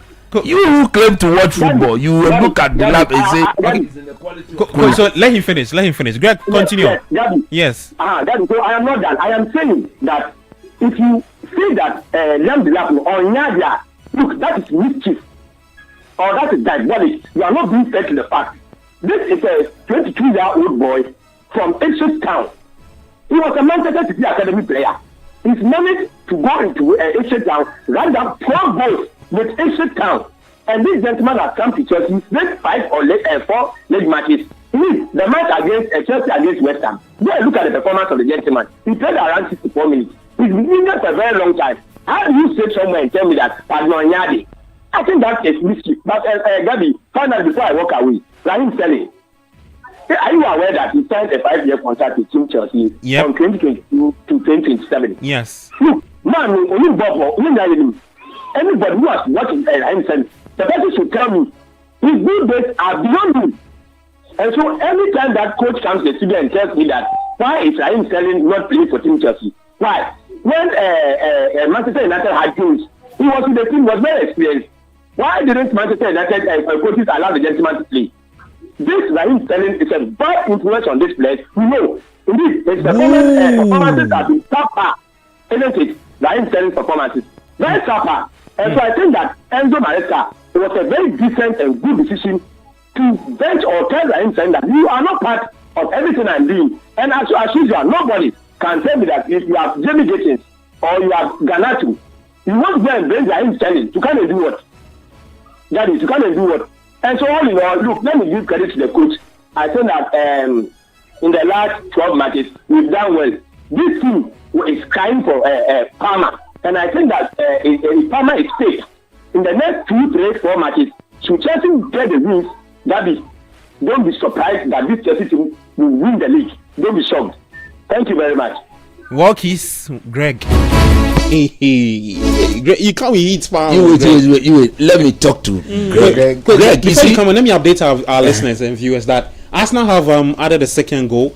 So it's Arsenal 2, Spurs 0. Iberechi Eze with his second goal for the Gunners. Yes. A very quick one. So let me talk to Greg. Greg, you don't bring in Phil Jones. So Phil Jones was injury prone. Mm-hmm. He was never fit. That is why he never played for Manchester United the way he should have played. Yeah. Delap, if you say Delap is a top striker, I'm not going to argue this point with you. But I have watched football for a long time. Yeah. I have seen quality strikers. Striker papa me who be pen. Let's see how Delap will fare as a Chelsea player. Okay. Simple. But exchange Nicholas Jackson for Delap. All right, let's get back to the phone lines. Hi, and then where are you calling us from? Hello, my name is Richard, calling from home. Richard, sorry for holding you on the line, yeah? Oh, no worries. Thank you. Calling from where? Yeah, cool, yes. Okay. I Talk to me. want to talk about this Matheus Cunha's situation.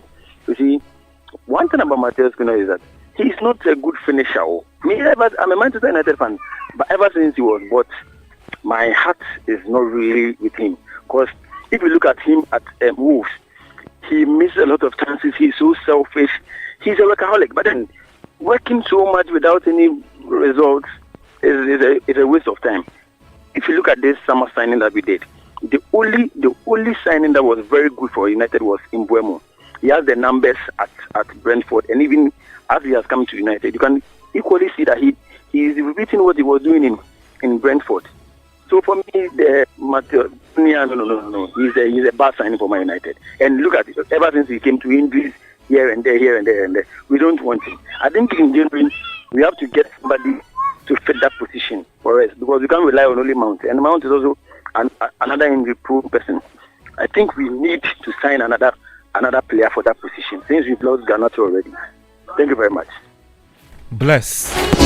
053996 But I called in and comparing Garnacho to Matheus Cunha. Go just hold on for me. Hi, your name, where you calling us from? Oh, tell me, brother, what?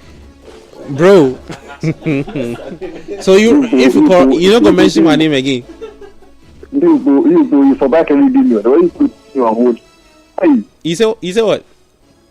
I think you put for back and redeem you. The way you put me on hold, no. We make sorry. Hold like 10 minutes. We make sorry, man. We make sorry. Oh, you don't do anything for City. I mean, anything. Everything cool. Anything for City. Oh, I will feel stay on hold like 1 hour. No.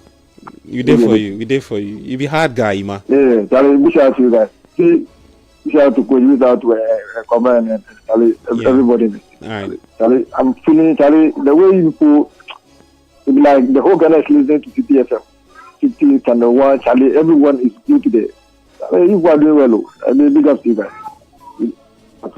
You are just missing our commentary, that's all. It be so. You will take up like that. It be so.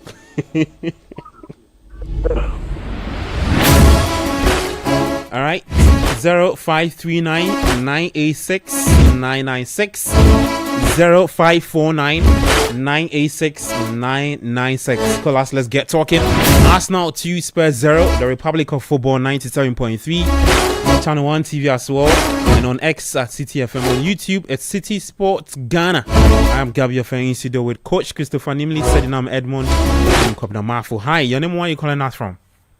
My name is Double Kenneth, calling from Akumadine. Your name is what? Double Kenneth, calling from Akumadine. Double Kenneth. What's up? Yeah, I do cool. Nice one. Talk to me. I'm a Chelsea fan. I'm really proud of what Enzo Maresca is doing with the Chelsea team. And I'm pretty confident that Chelsea will win the EPL this season. And we will continue to win the Barcelona. The Barcelona match is very easy for us. It will be easy for us. As like the Paris Saint-Germain match, that Barcelona match will be easy for us on Tuesday. So take note of that. After the match, I will call you guys. Hey, Kenneth. Are you? Kenneth, you have some about. We saw this same team against Bayern Munich. Obanda Bechomari. The pastor came in, he said, make me take notice of the. Okay. But make it take notice. So say if he goes south, he shows up. Yeah. 054 96 996 0549 96 996 0539 96 996. Call us. Let's get talking. I'm Gabby Affair. Hi, your name, where you calling us from? Oh, Chema, I don't finish my examination. Will you take me off? Oh, I figure you finish. I give you guys this shout out. No, after that, but the way you shout you finish with, then you make quiet for some. You know, I know they told me. I think I finished, Ima. I make sorry. Oh, I didn't say look. I didn't hear it from you guys. I thought. Oh, sorry. Talk to me. The guy was talking about the Chelsea fan. He was saying that he was laughing because he listened to your review.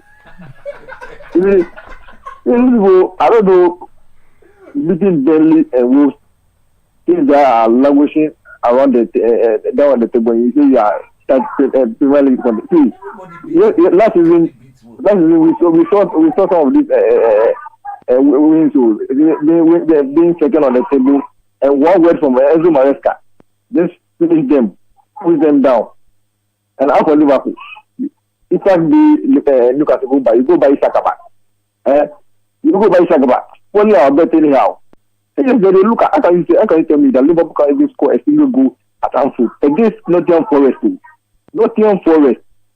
Hey, tell me what is this? Go by Isaka. You go by Isakaba. What is she? Oh, Charlie, Charlie. Why are you My doing head is this? bashing. You see? The guy's name is Alexander Isak. If we say Isak, I think you are being unfair. You say Isakaba. You know Isakaba? I know Isakaba. Isakaba be in movie.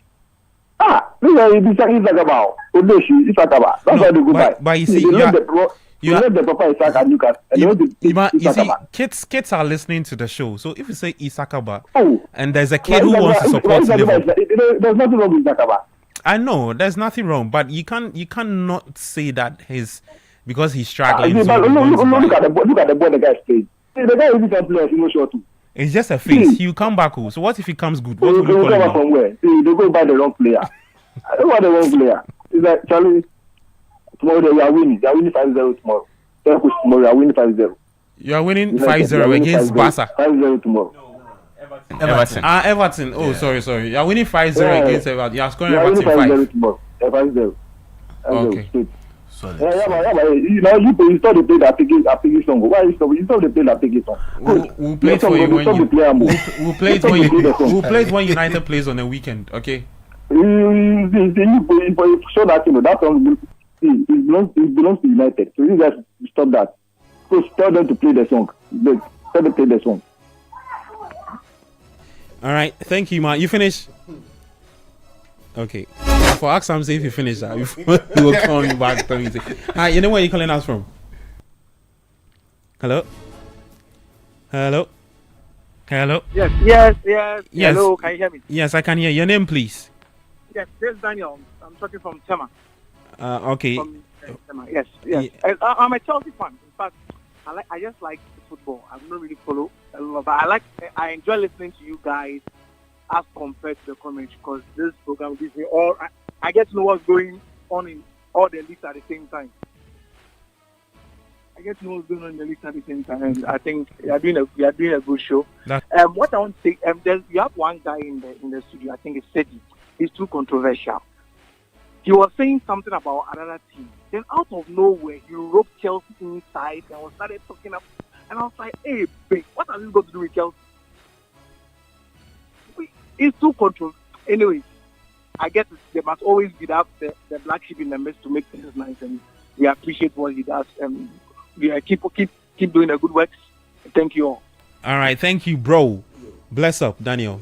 Daniel the reason why I robed in Chelsea is for them to weigh it. Okay. You understand? You need to juxtapose it against something. You need to compare against something. We feel you. I'm not being controversial. Not at all. Okay, let's get back to the phone line. Hi, anyone you calling us from? I'm Elisha, calling from Ashaiman. Elisha, what's up? You good? Oh, by the way, it's your side. Charlie, God is the greatest. Talk to me, Elisha. I'm a Liverpool fan, and looks like my coach is messing things up. By the way, I think the coach is so confused now. For some time now, we the fans have been observing some kind of lapses and mistakes that the coach is making in selection. I don't think if in any way Andy Robertson is fit, he should be starting Kekes ahead of him. Even this current game that was played, I think he should have started Robertson ahead of Kekes, and also played Gomez at right back and keep Soboslai at his preferred position.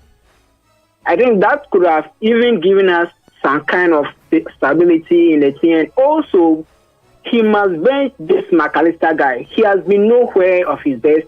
He offers nothing defensively, attacking wise zero.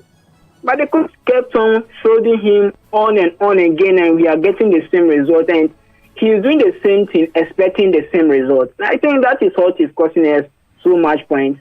By the way, to Coach always overhype United players and try to downgrade other signings. We have seen so many signings that have gone in the past where coach was having so much faith and trust and zeal that these players are coming to perform wonders.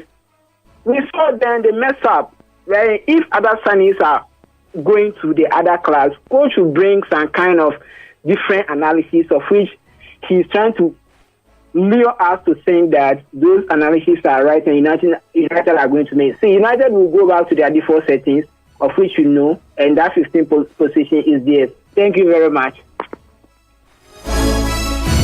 All right, thank you. 2054 You can see that this Liverpool fan that is hurting. They say you've gone to buy Isakaba. You won't think about it. Okay. Florian Vélez, where are they? If it's my United player, your players so far, then Shan. No, but Vélez, Isakaba, then Shan. You see, Liverpool fans need to understand something. The coach is doing the same thing that won them the title. Mm-hmm. However, there are certain things in the team. You know, the players, like Virgil van Dijk said, the players are letting down the entire Liverpool fraternity. Yeah. Look, if you've seen Florian Wirtz play in Liverpool, watch Florian Wirtz play. Watch his movement on and off the ball. Then we would have a nice conversation. How does he receive the ball? And I say he's open to receiving the ball. Does he mix up his positioning with mostly that of Salah? These are some of the things you need to consider. Also, has this whole Ryan Gravenberch experiment been found out? Yes. What is the solution? Do you have a natural person to play in that position on the bench? Yes. Do you have a problem with the player? We don't know. You understand? So Slot needs to do the simpler things and then get Liverpool out of this rut. Arne Slot. La la la la la la. Arne Slot is going to get the sack. Okay, let's get back to the phone lines. Hi, your name, where are you calling us from? Hola. Hi, your name, where are you calling us from? Okay. I think the caller couldn't hold. Lo siento. It means that we are sorry.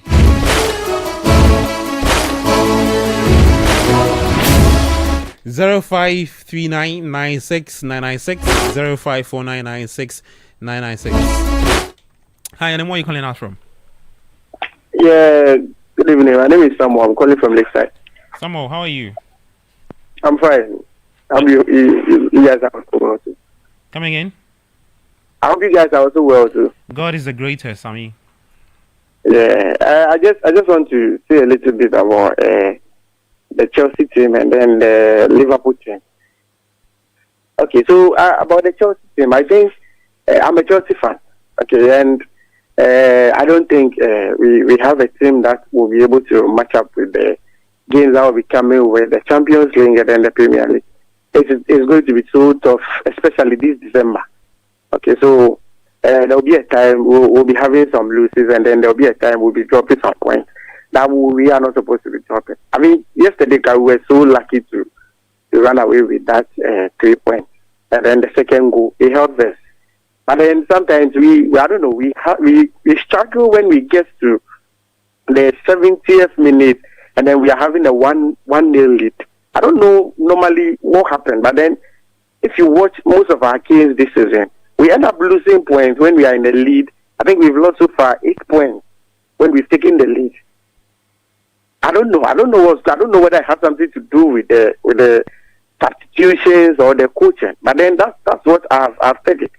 Mostly when we get to like the 70th minute and we are having a 1-0 lead, then it becomes so like okay for us to be able to get the 3 points. Is it that we end up drawing or we end up losing the game? And it's been something I've observed for a while now. Again, then I would like to talk about Arne Slot. I think Arne Slot he's not going to be able to do anything with the Liverpool team. And at the end, I think he'll be going out very soon. Because what is going on?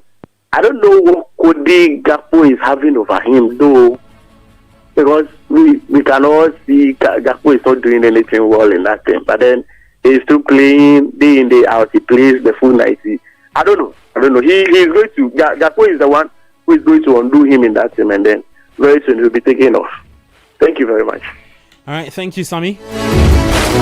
Take our final 2 callers, take some messages, and then it's a wrap. 053996996 054996996. I'm Gabi Ofe, the Republic of Football. I'm in studio with Coach Christopher Nimley, Sedinam Edmond, and Kwabna Mafu.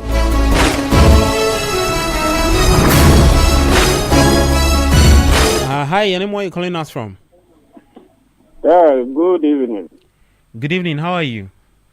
Yeah, I'm fine, and I hope you're all doing well. Yes, please, we are. Yeah, Gabi, this is Steven Selassie calling from Tema, aka Senior Mentalo. Senior Mentalo, what's up? Everything cool? They well. Nice. Just that we dey hope, God willing, tomorrow, let's see how best United can deliver. Because we are trying our best to pick it up. And I noticed that the coach is trying his best these days. So as Coach Anemi was saying, doing his statistics and his plus and minus, we are hoping that maybe we'll join the top 4 very soon. And thank you all for doing a good job. I really appreciate all the job that you guys are doing. All right, Steven, thank you so much for your time. 054996996 053996996. Our final caller for today. Hi, and where are you calling us from? Hello, my name is Hazel, calling from Akimoda. I didn't get your name, please. Hazel. Hazel. Yes, please. Okay, good to have you from Akim. Thank you. Oda. Nice one. How is the place? Very cool. City live here all the time. Say that again. I think we are cool here. City is always live here. Oh, nice one. Nice one. Nice one. Much greetings from the studio to Coach Nimley and the panelists in the studio. Sure, we've taken it. Okay. All right. Let's go on Liverpool.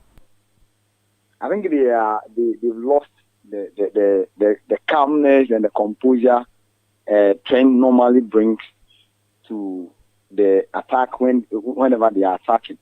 The precision with which he plays the passes to the forward line, they are missing that, and they've not been able to replace that, and that is costing them much. And to the Arsenal fans, I think they are here. They have the men to do the job, and I think they will win the Premier League. Greetings to everybody. All right, thank you so much for your time, and we appreciate you as well, and the people in Akim Oda Hazel. That's our final caller for today. Let me take some messages, and then we'll take the show home. This one is asking for us to play the Apeke song for us now. It says hashtag Gunners with the ball and the gun. Aramaya from Sam says this season is for Arsenal. The EPL is our priority. We are going to win the league. Arsenal fans are tired of broken heart. Elimat from Ashaman says Slot is so confused. He's fielding a ridiculous imbalanced team. Gomez should have been given the nod, and Dominic Soboslai shouldn't have kept his spot in midfield. Robo should have started ahead of Kekes. Endo should have also been given the starting bet ahead of McAllister, who is offering no defensive cover or any attacking threat. He's been absolutely lost and nowhere near his best. Endo could offer a more defensive cover, which would have helped the team to build and see what happens. But Slot kept on fielding players out of form while he has some options on the bench. Okay. Well, the second half is about to start. Arsenal with a 2-0 lead of Spurs. First North London derby this season. Guys, just final thoughts on what to expect in the second half, and we'll take the show home. Let me start off with Kobna, and then Coach will finish up for us. I think that's Spurs are making a change. Yeah, it's obviously is that Simon? What's happening to his hair? No, he's just, he's trying to follow Malo Gusto. Okay.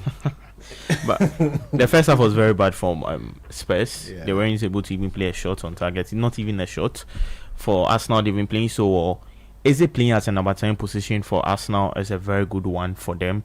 He's really going to disturb Martin Odegaard when Odegaard is back, and it's very good. Eze is very good playing as a 10 than a left winger. That is how best he can play. For Spurs, I just feel like in the second half they'll just try their best to see if they can get a goal back.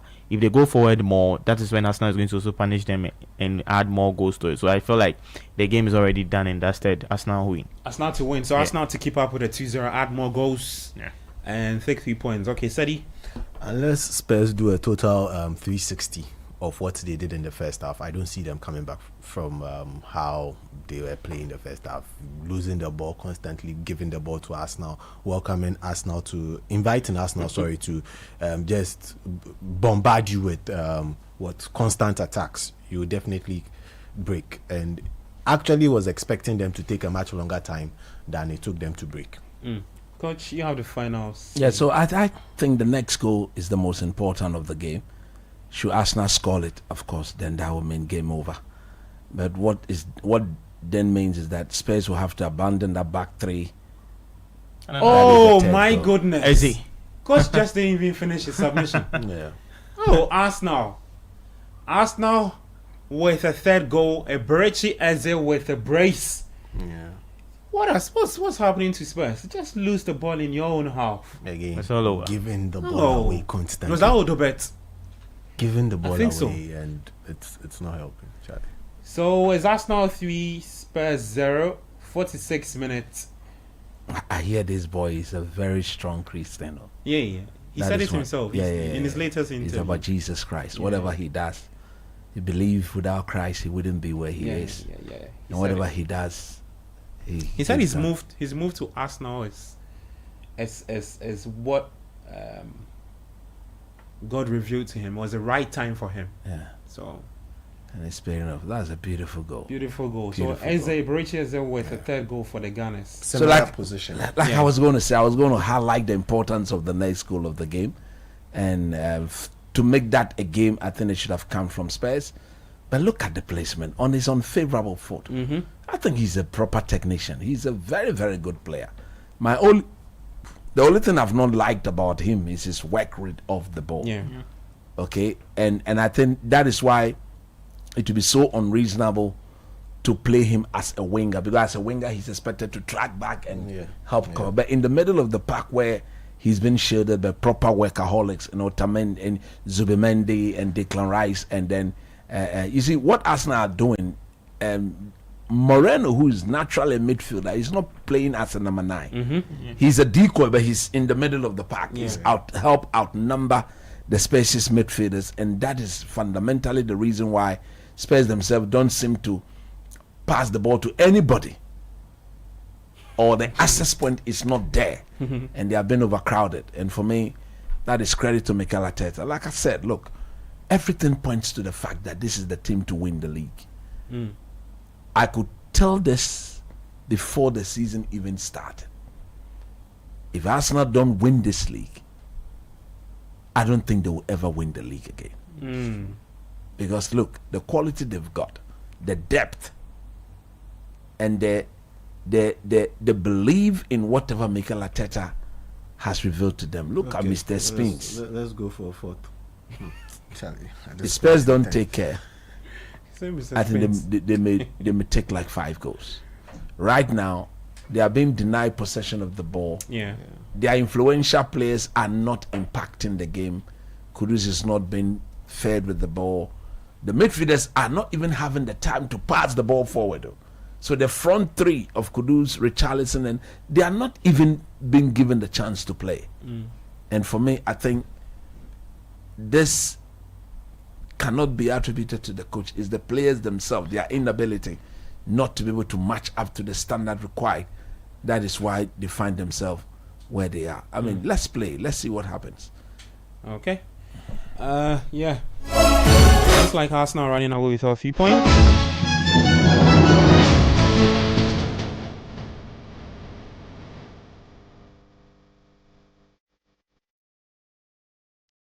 All right, so that's it from us today. Thank you so much, guys. Coach Christopher Nimo said you want to say something. Yeah, big shout out going out to Super Amando. Oh, is that the guys we are supposed to shout? Yeah, Okay. Super Amando, and then let me find his name. Splendid. The second guy. Yeah, Splendid Sonny. Yeah. Yeah, Splendid Sonny and Super Amando. Yeah, and they should keep up with the good work. We'll also keep up with the good work for them. Come down, anyone you want to shout? Oh, for me, no. For me, no. I just want to say God is the greatest. Okay. Yeah. God is always the greatest. Make sure this week, win a soul for Christ. Okay. Yeah. Okay. Make sure it's very important. Win a soul for Christ. It's very important. I have decided that this week, God willing, I have to win not less than 3 souls for Christ, for Jesus Christ. Nice. And so, everybody, go out there, win a soul for Christ. God bless us all. Nice one. All right, so you hear the guys, Coach Christopher Nimli Kopnamafo, Sedinam Edmond, Edwin Kwakofi is the big man behind all the displays on YouTube. There's some huge technical support as well from Emmanuel Latte to help us make the show successful. We're back same time next week, Saturday, Sunday, on the Republic of Football, right here on Channel 1 TV. City Sports Ghana, that's on YouTube, and on X City FM on Radio 97.3. I'm Gabi Ofe. You can follow me on X at GabiMilito7. There's more football update for you later tomorrow morning at the City Breakfast Show at 7:10 a.m. So just join us for all the updates. I'm Gabi Ofe, and just like I always say, do take care and bye-bye.